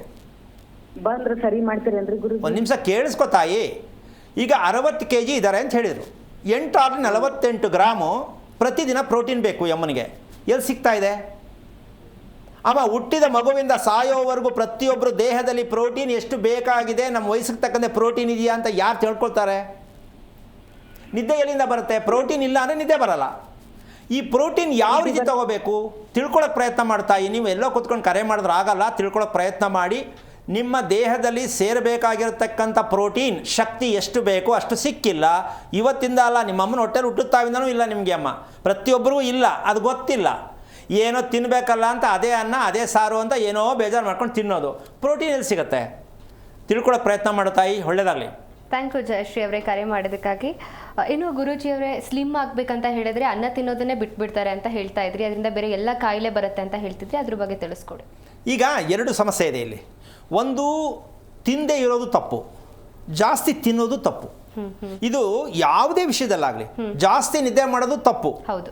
ನಿದ್ದೆ ಮಾಡದೇ ಇರೋದು ತಪ್ಪು. ಹೌದು. ಸೊ ನಮಗೆ ಎಷ್ಟು ಬೇಕೋ ಅಷ್ಟನ್ನು ನಾವು ಮಾಡ್ಕೊಳ್ತಕ್ಕಂತಹ ಒಂದು ಲೆಕ್ಕಾಚಾರಕ್ಕೆ ಇಲ್ಲಿ ಏನಾಗುತ್ತೆ ಇದು ಅಂದರೆ, ಮನೆಯ ಆಕಾರಕ್ಕೂ ಮನೆಯಲ್ಲಿ ವಾಸ ಮಾಡುವವರ ದೇಹದ ಆಕಾರಕ್ಕೂ ನಿಕಟವಾದ ಸಂಬಂಧ ಇದೆ. ಅರ್ಥ ಮಾಡ್ಕೋಬೇಕು. ಮನೆಯ ಆಕಾರ, ಮನೆಯಲ್ಲಿ ವಾಸ ಮಾಡುವವರ ಆಕಾರ ಹೊಂದಾಣಿಕೆ ಆಗ್ತಾ ಇಲ್ಲ. ಈ ಹೊಂದಾಣಿಕೆ ಮಾಡ್ಕೋಬೇಕು ಅಂತ ನಮ್ಮ ಜನಕ್ಕೆ ಇನ್ನೂ ಗೊತ್ತಿಲ್ಲ. ಒಂದು ಸಣ್ಣ ಉದಾಹರಣೆ ಏನು, ನಮಗೆ ಟೈಮ್ ಚೆನ್ನಾಗಿಲ್ಲ, ಹುಷಾರು ತಪ್ಪೈತೆ, ಪದೇ ಪದೇ ಸಮಸ್ಯೆಗಳಾಗ್ತಾಯಿದೆ, ದುರಂತಗಳಾಗ್ತದೆ ಅಂತಕ್ಕಂಥ ಲೆಕ್ಕಾಚಾರ. ಆಮೇಲೆ ಆಸ್ತಿ ಐತೆ, ಮನೆ ಕಟ್ಟಕ್ಕಾಗ್ತಾ ಇಲ್ಲ, ದುಡ್ಡು ಸಿಗ್ತಾ ಇಲ್ಲ, ಲೋನ್ ಸಿಗ್ತಾ ಇಲ್ಲ, ಕೋರ್ಟಲ್ಲಿ ಐತೆ, ಸ್ಟೇಷನಲ್ಲಿ ಐತೆ, ಈ ರೀತಿ ಸುಮಾರು ಜನ ಕಾಯ್ಕೊಂಡಿದ್ದಾರೆ. ಎಲ್ಲ ಇರುತ್ತೆ, ಮನೆ ಕಟ್ಟಕ್ಕಾಗಲ್ಲ, ಕಟ್ಟಕ್ಕೋರೆ ಅರ್ಧಕ್ಕೆ ನಿಂತೋಗುತ್ತೆ. ಈ ರೀತಿ ಇರುವಂಥ ಸಮಸ್ಯೆ ಏನಕ್ಕಾಗ್ತಾ ಇದೆ ಅಂತ ಫಸ್ಟ್ ತಿಳ್ಕೋಬೇಕು. ಈ ತಿಳ್ಕೊಳ್ಳದೆ ಇದ್ದಾಗ ಏನಾಗುತ್ತೆ ಅಂದರೆ, ಒಂದು ಸಣ್ಣದ ಅದಕ್ಕೊಂದು ವಿಟ್ನೆಸ್ ಹೇಳ್ಕೊಡ್ತೀನಿ. ಏನು, ಮನೆ ಕಟ್ತಾರೆ, ಏನೋ ಒಂದು ದುರಂತ ನಡೆಯುತ್ತೆ ವರ್ಷ ತುಂಬೋದ್ರೊಳಗಡೆ, ಮದುವೆ ಮಾಡ್ತಾರೆ, ಮದುವೆಗೆ ಹೋಗುವಾಗಲೇ ಏನೋ ಒಂದು ಆಕ್ಸಿಡೆಂಟ್ ಆಗುತ್ತೆ, ಅಥವಾ ಮದುವೆ ಆದ ತಕ್ಷಣ ಇಮ್ಮಿಡಿಯೇಟಾಗಿ ಆಗುತ್ತೆ, ಒಂದು ಮಗು ಹುಟ್ಟುತ್ತೆ, ಅದರಲ್ಲೂ ಹೀಗೆ ನಡೆಯುತ್ತೆ. ಅಂದರೆ 1 ವರ್ಷದೊಳಗಡೆ ಮಗು ಹುಟ್ಟಿದ 1 ವರ್ಷ, ಮದುವೆ ಮಾಡಿದ 1 ವರ್ಷ, ಮನೆ ಕಟ್ಟಿದ 1 ವರ್ಷದಲ್ಲಿ ಯಾರಿಗೆ ಸಮಸ್ಯೆಗಳಾಗಿದೆ ಅಂತ ಗೊತ್ತಾದ ತಕ್ಷಣ ತಿಳ್ಕೋಬೇಕು, ನಾವು ಹಿರಿಯರಿಗೆ ಟಾಟಾ ಬಾಯ್ ಬಾಯ್ ಮಾಡಿದ್ದೀವಿ, ನಾವು ಮಾಡ್ತಾ ಇರೋದು ಏನು ಪ್ರಯೋಜನ ಇಲ್ಲ ಅಂತ ತಿಳ್ಕೋಬೇಕು. ಇದಕ್ಕೆ ಪುಣ್ಯಾರಾಧನೆ ಅಂತ ಹೇಳ್ತಾರೆ. ಈ ಶ್ರಾದ್ದಕ್ಕೇನು ಹೆಸರು? ಪುಣ್ಯಾರಾಧನೆ. ಅಂದರೆ ಹಿರಿಯರ ಆಶೀರ್ವಾದ ತಗೊಂಡಾಗ ನಮಗೆ ಪುಣ್ಯ ಬರುತ್ತೆ. ನಾವು ಅಪ್ಪ ಅಮ್ಮನಿಗೆ ಟಾಟಾ ಮಾಡಿ ಅಂದರೆ ಏನು, ನಮ್ಮ ಅನುಕೂಲಕ್ಕೆ ತಕ್ಕಂತೆ ಮಾಡೋದು. ಯಾವುದೇ ಮನೆ ಕಟ್ಟಲಿ, ಯಾವುದೇ ಮದುವೆ ಆಗಲಿ, ಇದಕ್ಕೆ ಮುಂಚೆ ಅವ್ರಿಗೆ ಶ್ರಾದ್ದ ಕ್ರಿಯೆಗಳು ಮಾಡಿದ್ದೀವ ಇಲ್ಲ ಅಂತ ನೋಡಿಕೊಂಡು ಮದುವೆ ಮಾಡಬೇಕು, ಮನೆ ಕಟ್ಟಬೇಕು.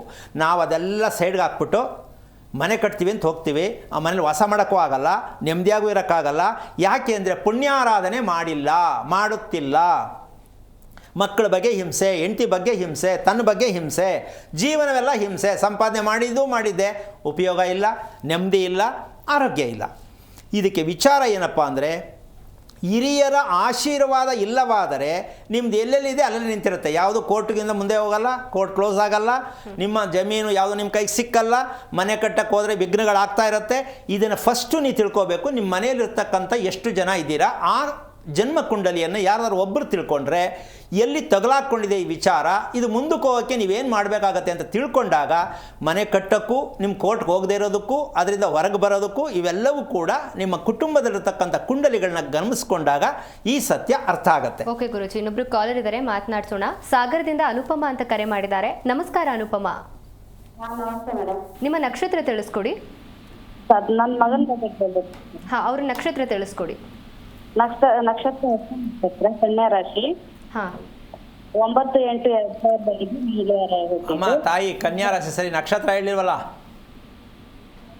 ಹಲೋ, ನಕ್ಷತ್ರ ಯಾವುದಮ್ಮ? ಹಸ್ತ ನಕ್ಷತ್ರ. ಓಕೆ. ಯಾರಿದು, ಮಗನ ಮಗಳ? ಮಗ. ಎಷ್ಟು ವಯಸ್ಸು ಅವನಿಗೆ? 20. ಏನಾಗಬೇಕಿತ್ತು ಅವನ ಬಗ್ಗೆ? ಅವನ್ ಸ್ವಲ್ಪ ಮನೆಯಲ್ಲಿ ಕಿರಿಕಿರಿ ಮಾಡ್ತಾನೆ. ಏನೇ ಹೇಳಿದ್ದು, ಏನೇ ವಿಚಾರ ಮಾತಾಡಿದ್ದು, ಸಣ್ಣ ಪುಟ್ಟದಕ್ಕೂ ಕಿರಿಕಿರಿ ಮಾಡ್ತಾನೆ. ಊಟ ತಿಂಡಿ ಮಾಡೋದಿಲ್ಲ. ಮೊಬೈಲ್ ನೋಡ್ತಾನೆ ಜಾಸ್ತಿ, ಟಿ ವಿ ನೋಡ್ತಾನ? ಮೊಬೈಲ್ ನೋಡ್ತಾನೆ ಗುರು. ಅಷ್ಟೇ ಬಿಡು, ಇನ್ನೇನು. ಬೇಗ ಮದುವೆ ಮಾಡ್ಬೋದಪ್ಪ. ನೀನು ಮದುವೆ ಮಾಡೋದು ಸರಿ ಹೋಗ್ತಾನೆ. ನೀನು ಮದುವೆ ಮಾಡೋಕ್ಕೆ 20 ವರ್ಷ ಆಗಲ್ಲ, ಅವನು ಚೆನ್ನಾಗಿ ಆಗಲ್ಲ. ಏನು ಮಾಡೋದಪ್ಪ, ಮನೋರೋಗಿ ಅವನು. ಅಮ್ಮ, ಅವನು ಯೋಚನೆ ಮಾಡ್ತಿರ್ತಾನೆ, ಕೂತ್ಕೊಂಡು ನೋಡಿದ್ಯಾ ನೀನು? ಕೇಳಿಸ್ತಿದ್ಯಾ? ಅವನು ಒಂಥರ ಏನೋ ಕಳ್ಕೊಂಡವನಿಗೆ ಯೋಚನೆ ಮಾಡ್ತಿರ್ತಾನೆ, ನೋಡಿದ್ಯಾ? ಹೌದೌದು ಗುರುಜಿ. ಈ ರೋಗ ಯಾವಾಗ ತೆಗೆಯೋದು ನೀವು? ಈಗ ಮಗ ಯೋಚನೆ ಮಾಡ್ತಾ ಇದ್ದಾನೆ, ಆರಾಮ ಖುಷಿಯಾಗಿಲ್ಲ ಅಂತ ನಿಮ್ಗೆ ಗೊತ್ತಾಗಿಲ್ವೇ ನಮ್ಮ? ಇನ್ನು ಗೊತ್ತಾಗಿದೆ. ಅದಕ್ಕೆ ರಿಪೇರಿ ಮಾಡೋದು ಯಾವಾಗ? ಅದು ಹೆಂಗೆ ಅಂತ ಗೊತ್ತಾಗ್ಬೇಕಲ್ಲ. ಇನ್ನೇನು ಗೊತ್ತಾಗದೆ ಮಕ್ಕಳು ಮಾಡ್ಕೊಂಡ್ರಿ, ಮದುವೆ ಮಾಡ್ಕೊಂಡ್ರಮ್ಮ. ಗೊತ್ತಿಲ್ಲದೆ ಮದುವೆ ಆಯಿತು, ಮಗು ಆಯಿತು ಅಂತ ನಾನು ಹೇಳಿದ್ರೆ ಬೇಜಾರಾಗತ್ತೆ ನಿಮಗೆ. ಒಂದು ತಿಳ್ಕೊಳ್ಳಿ, ನೀನು ಮಾಡ್ತಕ್ಕಂಥ ನಿದ್ದೆ ಎಷ್ಟರ ಮಟ್ಟ ಕರೆಕ್ಟಾಗಿದೆ ಅಂತ ನೀನು ಹೇಳಮ್ಮ. ನಿನ್ನ ನಿದ್ದೆ ಸರಿಗಿದೆಯಾ? ನಿದ್ದೆ ಗುರುಜಿ ಬೆಳಗ್ಗೆ ಬೇಗ ಹೇಳ್ತೀನಿ. 5 ಗಂಟೆಗೆ ಹೇಳ್ತೀನಿ. 6:30 ಸ್ನಾನ ಪೂಜೆ ಮುಗಿದ್ದೆ. ಅಮ್ಮ, ಇವತ್ತಿನ ಕತೆ ಹೇಳ್ತಾ ಇಲ್ಲ. ನಿನ್ನ ಮಗ ಹುಟ್ಟಕ್ಕಿಂತ ಮುಂಚೆ ಎಷ್ಟೊತ್ತಿಗೆ ಮಲಕತ್ತಿದೆ, ಎಷ್ಟೊತ್ತಿಗೆ ಹೇಳ್ತಿದ್ದೆ ಹೇಳು? 10 ಗಂಟೆ ಹಿಂಗೆ ಮಲಗಿ ಬೇಗ ಹೇಳ್ತಿದ್ದೆ ಗುರುಜಿ. ಬೇಗ ಅಂದರೆ ಎಷ್ಟೊತ್ತಿಗೆ ಹೇಳ್ತಿದ್ದೆ? ಬೇಗ ಅಂದ್ರೆ 5 ಗಂಟೆ ಹಿಂಗೆ, ಯಾವಾಗ್ಲೂ 5 ಗಂಟೆ ಹಿಂಗೆ ಅಲ್ಲ, ಮಾಡ್ತಿದ್ದೀನಿ ನಾನು. ಚೆನ್ನಾಗಿ ನಿದ್ದೆ ಮಾಡ್ತಿದ್ದ, ಮಧ್ಯೆ ಮಧ್ಯೆ ಎಚ್ಚರಿಕೆ ಆಗ್ತಿತ್ತ? ಮಧ್ಯೆ ಎಚ್ಚರ ಆಗುತ್ತೆ ಗುರುಜಿ. ಈಗ ಲೆಕ್ಕ ಹಾಕೋ, ಬೆಳಗ್ಗೆ ಹೇಳ್ಬೇಕಾದ್ರೆ ನಿನಗೆ ಮೈ ನೋವು ಬರುತ್ತಾ, ಮೈ ತೂಕ ಬರುತ್ತಾ? ಮೈ ಒಂಥರ ಊರಿ ಬರುತ್ತೆ ಗುರುಜಿ. ಈಗ ಇದನ್ನೇ ನೀನು ರಿಪೇರಿ ಮಾಡ್ಕೊಂಡಿಲ್ಲ, ನಿನ್ನ ಹೊಟ್ಟೆಲಿ ಆ ಮಗು ಹುಟ್ಟಿದ್ರೆ ಅವನಿಗೆಲ್ಲ ನಿದ್ದೆ ಬರುತ್ತೆ? ಸ್ವಲ್ಪ ಯೋಚನೆ ಮಾಡು. ಏನಮ್ಮ, 20 ವರ್ಷ ಆಗಿದೆ ಮಗನ ಬೆಳೆಸ್ತಾ ಇದೀಯಾ, ನನಗೆ ನಿದ್ದೆ ಚೆನ್ನಾಗಿಲ್ಲ, ನಿದ್ದೆಗೆಟ್ಟ ಮೇಲೆ ಬುದ್ಧಿ ಕೆಟ್ಟಿರುತ್ತೆ, ಅಂಥ ಹೊಟ್ಟೆಯಲ್ಲಿ ಮಗು ಹುಟ್ಟರೆ ಅದ್ರೂ ಬುದ್ಧಿ ಕೆಟ್ಟಿರುತ್ತೆ ಅಂತ ಅರ್ಥ ಆಗಲಿಲ್ವಾ ನಿನಗೆ? ಹಾಂ, ಯಾಕೆ ತಿಳ್ಕೊಳ್ಳಿಲ್ಲ? ಹಲೋ ಹಲೋ, ಅಲ್ಲಮ್ಮ, ಅವನಿಗೆ ಬುದ್ಧಿ, ನಿದ್ದೆಯಿಂದ ಬುದ್ಧಿ ಕೆಟ್ಟಿದೆ. ಯಾರ ಮಾತು ಕೇಳೋಕ್ಕಾಗಲ್ಲ, ಅವನ ಕೆಲಸ ಏನು ಬೇಕೋ ಅದನ್ನೇ ಮಾಡೋದು. ನೀನು ಹೇಳೋದು ಯಾವ್ದು ಕಾರಣಕ್ಕೆ ಒಪ್ಕೊಳ್ಳಲ್ಲ. ಅದಕ್ಕೆ ನೀನೇನು ಮಾಡಬೇಕು ಅಂದರೆ, ಈ ನಕ್ಷತ್ರ ಕೊಟ್ಟದ ಮೇಲೆ ನಾನು ಎಷ್ಟು ಆರೋಗ್ಯವಾಗಿದ್ದೆ, ಒಂದು, ನಿಮ್ಮಮ್ಮ ಎಷ್ಟು ಆರೋಗ್ಯವಾಗಿದ್ದರು ಸ್ವಲ್ಪ ಯೋಚನೆ ಮಾಡಮ್ಮ ನೀನು. ಹೌದು ಗುರುಜಿ. ಮತ್ತು ಈ ಕರ್ಮದಲ್ಲಿ ಮಗು ಹುಟ್ಟಿದ್ರೆ ಹೆಂಗಮ್ಮ ಆರೋಗ್ಯ ಬರುತ್ತೆ? ಯಾವತ್ತು ತಿಳ್ಕೊಳ್ಳೋದು ನೀವು? ತಿಳ್ಕೊಳ್ಳೋಕೆ ಪ್ರಯತ್ನ ಮಾಡಿ. ನಾಳೆ ದಾರಿ ತಪ್ಪಕ್ಕೆ ನೀವೇ ಕಾರಣ ಆಗತ್ತೆ, ನಿಮ್ಮ ಕೈಗೆ ಸಿಗೋದು ತುಂಬ ಕಷ್ಟ ಆಗತ್ತೆ ಹಂಗಂತ ಹೆದರ್ಕೊಳ್ಳೋದಲ್ಲ. ಒಂದು ನಕ್ಷತ್ರದಲ್ಲಿ ಮಗು ಹುಟ್ಟಿದ್ರೆ ನಮಗೆ ಟಾಟಾ ಮಾಡ್ತಾನ ಅಥವಾ ನಾವು ಅವನಿಗೆ ಟಾಟಾ ಮಾಡಬೇಕಾ? ಅದೆಲ್ಲ ಮುಖ್ಯ. ನಾವೇನು ಮಾಡಬೇಕು ಅಂತ ಪ್ರತಿ ತಂದೆ ತಾಯಿಗಳು ಅರ್ಥ ಮಾಡ್ಕೊಳ್ಳಿ. ಯೋಚನೆ ಮಾಡೋದನ್ನು ಬಿಡಿ, ಮಕ್ಕಳಿಗೆ ಬುದ್ಧಿ ಹೇಳೋದನ್ನು ಬಿಡಿ, ದೇವ್ರ ಹತ್ರ ಕೂತ್ಕೊಂಡು ಅಳೋದನ್ನು ಬಿಡಿ. ಮೊದಲು ನಾವು ಮಾಡಬೇಕು ಮಕ್ಕಳ ನಕ್ಷತ್ರ ಸತ್ಯವನ್ನು ತಿಳ್ಕೊಳ್ಳಿ, ಪ್ರಯತ್ನ ಮಾಡಿ. ಒಳ್ಳೆಯದಾಗಲಿ. ಥ್ಯಾಂಕ್ ಯು ಅನುಪಮ ಅವರೇ, ಕರೆ ಮಾಡಿದ್ದಕ್ಕಾಗಿ. ಅನಿತಾ ಅಂತ ಬೆಂಗಳೂರಿಂದ ಇನ್ನೊಬ್ರು ಕಾಲರ್ ಕರೆ ಮಾಡಿದ್ದಾರೆ ಗುರುಜಿ. ಅನಿತಾ, ನಿಮ್ಮ ನಕ್ಷತ್ರ ತಿಳಿಸ್ಕೊಡಿ. ಕೃತಿಕಾ ನಕ್ಷತ್ರ. ಗುರುಜಿ ಇದ್ದಾರೆ, ಮಾತನಾಡಿ. ಹಲೋ ಹಲೋ, ಹೇಳಮ್ಮ, ಏನು ಮಾಡ್ತಿದ್ಯಾ? 10th ಮುಗ್ದಿದೆ ಗುರುಜಿ. ಓಕೆ, ಮುಂದೆ ಏನು ಮಾಡಬೇಕು ಅಂತಿದ್ಯಾ? ಮುಂದೆ ಸ್ವಲ್ಪ ಡಿಸ್ಕನೆಕ್ಟ್ ಆಗಿದೆ. ಸರಿ, ಮುಂದಕ್ಕೇನು? ಡಿಸ್ಕನೆಕ್ಟ್ ಆಯಿತು, ಮುಂದಕ್ಕೇನು? ಮುಂದಕ್ಕೆ ಮದುವೆ ಮಾಡಬೇಕು ಅಂತೀನಿ. ಮದುವೆ ಮಾಡಬೇಕು ಅಂತನ ಮಾಡ್ಕೋಬೇಕು ಅಂತನ? ಮಾಡಬೇಕು, ಮಾಡ್ತಾರೆ ಅಂತ ಹೇಳಿದ್ದಾರೆ. ಅವ್ರು ಮಾಡ್ತೀನಿ ಅಂತ ಹೇಳಿದಾರಾ? ನಿನಗೆ ಇಷ್ಟ ಆಗಿದೆಯಾ ಮದುವೆ ಮಾಡ್ಕೊಳಕ್ಕೆ? ಅವ್ರು ಹೆಂಗೆ ಹೇಳ್ತಾರೋ ಹಂಗೆ. Very good. ಈಗ ಒಂದು ಪ್ರಶ್ನೆ, ನೀನು ಬೆಳಗ್ಗೆ ಏಳಿಸ್ಬೇಕಾ, ನೀನೇ ಹೇಳ್ತೀಯ? ಹೇಳು. ಎದುರಿಸ್ತಾರೆ.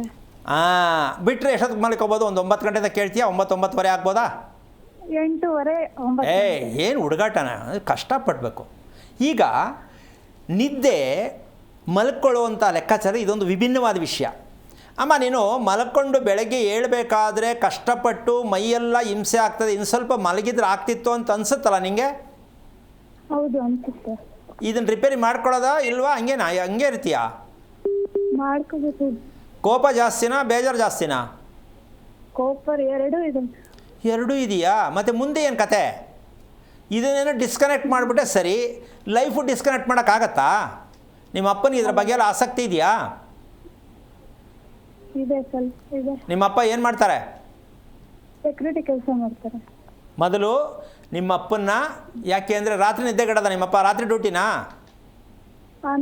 ಡೇ ಶಿಫ್ಟು ಮಾಡ್ತಾರೆ, ನೈಟ್ ಶಿಫ್ಟು ಮಾಡ್ತಾರೆ. ಸರಿ, ನೈಟ್ ಶಿಫ್ಟು ಅಂದರೆ ಒಂದು ವಾರ ಬಿಟ್ಟು ಒಂದು ವಾರ. ಹಾಂ, ಹೌದು. ಹಾಂ, ನಿದ್ದೆಗೆಟ್ಟ ತಂದೆ ತಾಯಿ ಹೊಟ್ಟೆಯಲ್ಲಿ ಕೋಪ ಮಾಡುವ ಮಕ್ಕಳು ಹುಟ್ಟುತ್ತಾರೆ. ನಿದ್ದೆಗೆಡುವ ತಂದೆ ತಾಯಿ ಹೊಟ್ಟೆಯಲ್ಲಿ ಸದಾ ಕೋಪ ಮಾಡುವ ಮಕ್ಕಳು ಹುಟ್ಟುತ್ತಾರೆ. ಇದಕ್ಕೆ ರಿಪೇರಿ ಯಾರು ಮಾಡೋದು? ಯಾರ ಕೈಲೂ ಆಗಲ್ಲ. ಹಿಂಗೆ ನಮ್ಮ ದೇಶ ಅನುಭವಿಸ್ತಾ ಇರೋದು. ಯಾರು ಮಾತಾಡಿದ್ರು ಬರೀ ಕೋಪ ಬೇಜಾರು, ಕೋಪ ಬೇಜಾರು. ಈ ರೋಗಕ್ಕೆ ಮೆಡಿಸಿನ್ ಎಲ್ಲಿದೆ? ನಾನು ಕೇಳ್ತೀನಿ, ಜ್ಯೋತಿಷ್ಯರ ಹತ್ರ ಇದೆಯಾ? ಅಪ್ರಾಣೆ ಇಲ್ಲ, ಅವ್ರಿಗೆ ಗೊತ್ತಿಲ್ಲ, ಅವರೇ ಮಾತ್ರ ನುಂಗ್ತಿರ್ತಾನೆ. ಇನ್ನು ಮುಂದೆ ಹೇಳೋದಲ್ಲಿ ಬಂತು? ಜ್ಯೋತಿಷ್ಯ ಹೇಳೋರೇ ಮಾತ್ರ ನುಂಗಬೇಕಾದ್ರೆ ಇನ್ನು ಮುಂದೆ ಕೇಳ್ಕೊಡೋದೇನು ಬಂತು ಅಲ್ವಾ?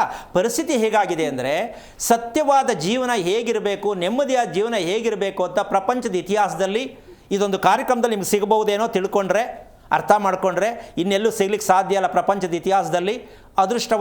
ಅದೃಷ್ಟವಶಾತ್ ಪ್ರಯತ್ನ ಮಾಡಿ ಅಂತ ಹೇಳಕ್ಕೆ ಇಷ್ಟಪಡ್ತೀನಿ. ನೀನು ಮೊದಲು ವಯಸ್ಸಿನ ಚಿಕ್ಕದಿದೆ, ನಿಮ್ಮ ಅಪ್ಪನ ಕರ್ಕೊಂಡು ವಿಷಯವನ್ನು ತಿಳ್ಕೊಳ್ಳೋಕೆ ಪ್ರಯತ್ನ ಮಾಡು. ಒಳ್ಳೆಯದಾಗಲಿ. ನಿದ್ದೆ ಇಲ್ಲ ಅಂದರೆ ಜೀವನದಲ್ಲಿ ಏನೂ ಕೇಳಬೇಡಿ, ಮದುವೆನೂ ಮಾಡ್ಕೋಬೇಡಿ. ಸುಮ್ಮನೆ ಅದಕ್ಕೆ ಬೇರೆ ದುಡ್ಡು ಸಾಲ ಯಾಕೆ ಮಾಡ್ಕೋತೀರಾ?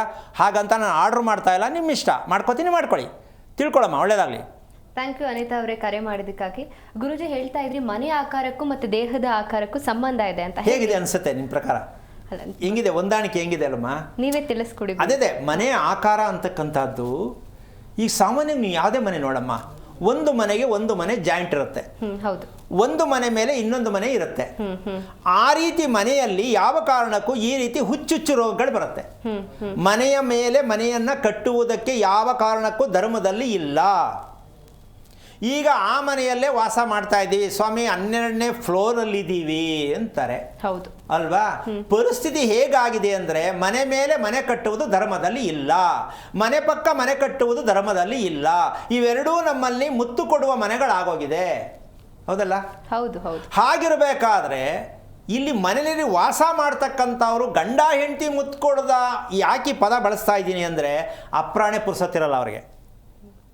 ಗಂಡ ಹೆಂಡತಿ ಪ್ರೀತಿ ಮಾಡಿ ಮದುವೆ ಮಾಡಿಕೊಂಡ್ರು, ಅಪಾರ್ಟ್ಮೆಂಟಲ್ಲಿ ಏನಾದ್ರು ಇದ್ದರೆ, ಮನೆ ಮೇಲೆ ಮನೆ ಇದ್ದರೆ, ಪಕ್ಕದ ಮನೆ ಜಾಯಿಂಟ್ ಆಗಿದ್ದರೆ ಅವ್ರಿಗೆ ಗಂಡ ಹೆಂಡತಿ ಯಾವ ಕಾರಣಕ್ಕೂ ಇನ್ನೊಬ್ಬರನ್ನು ಇಣುಕಿ ನೋಡುವಂತಹ ವಿಚಾರ ಕೊಟ್ಟೋಗ್ತಾರೆ. ಮನಸ್ಸು ಅಷ್ಟು ಕೆಟ್ಟೋಗಿರುತ್ತೆ.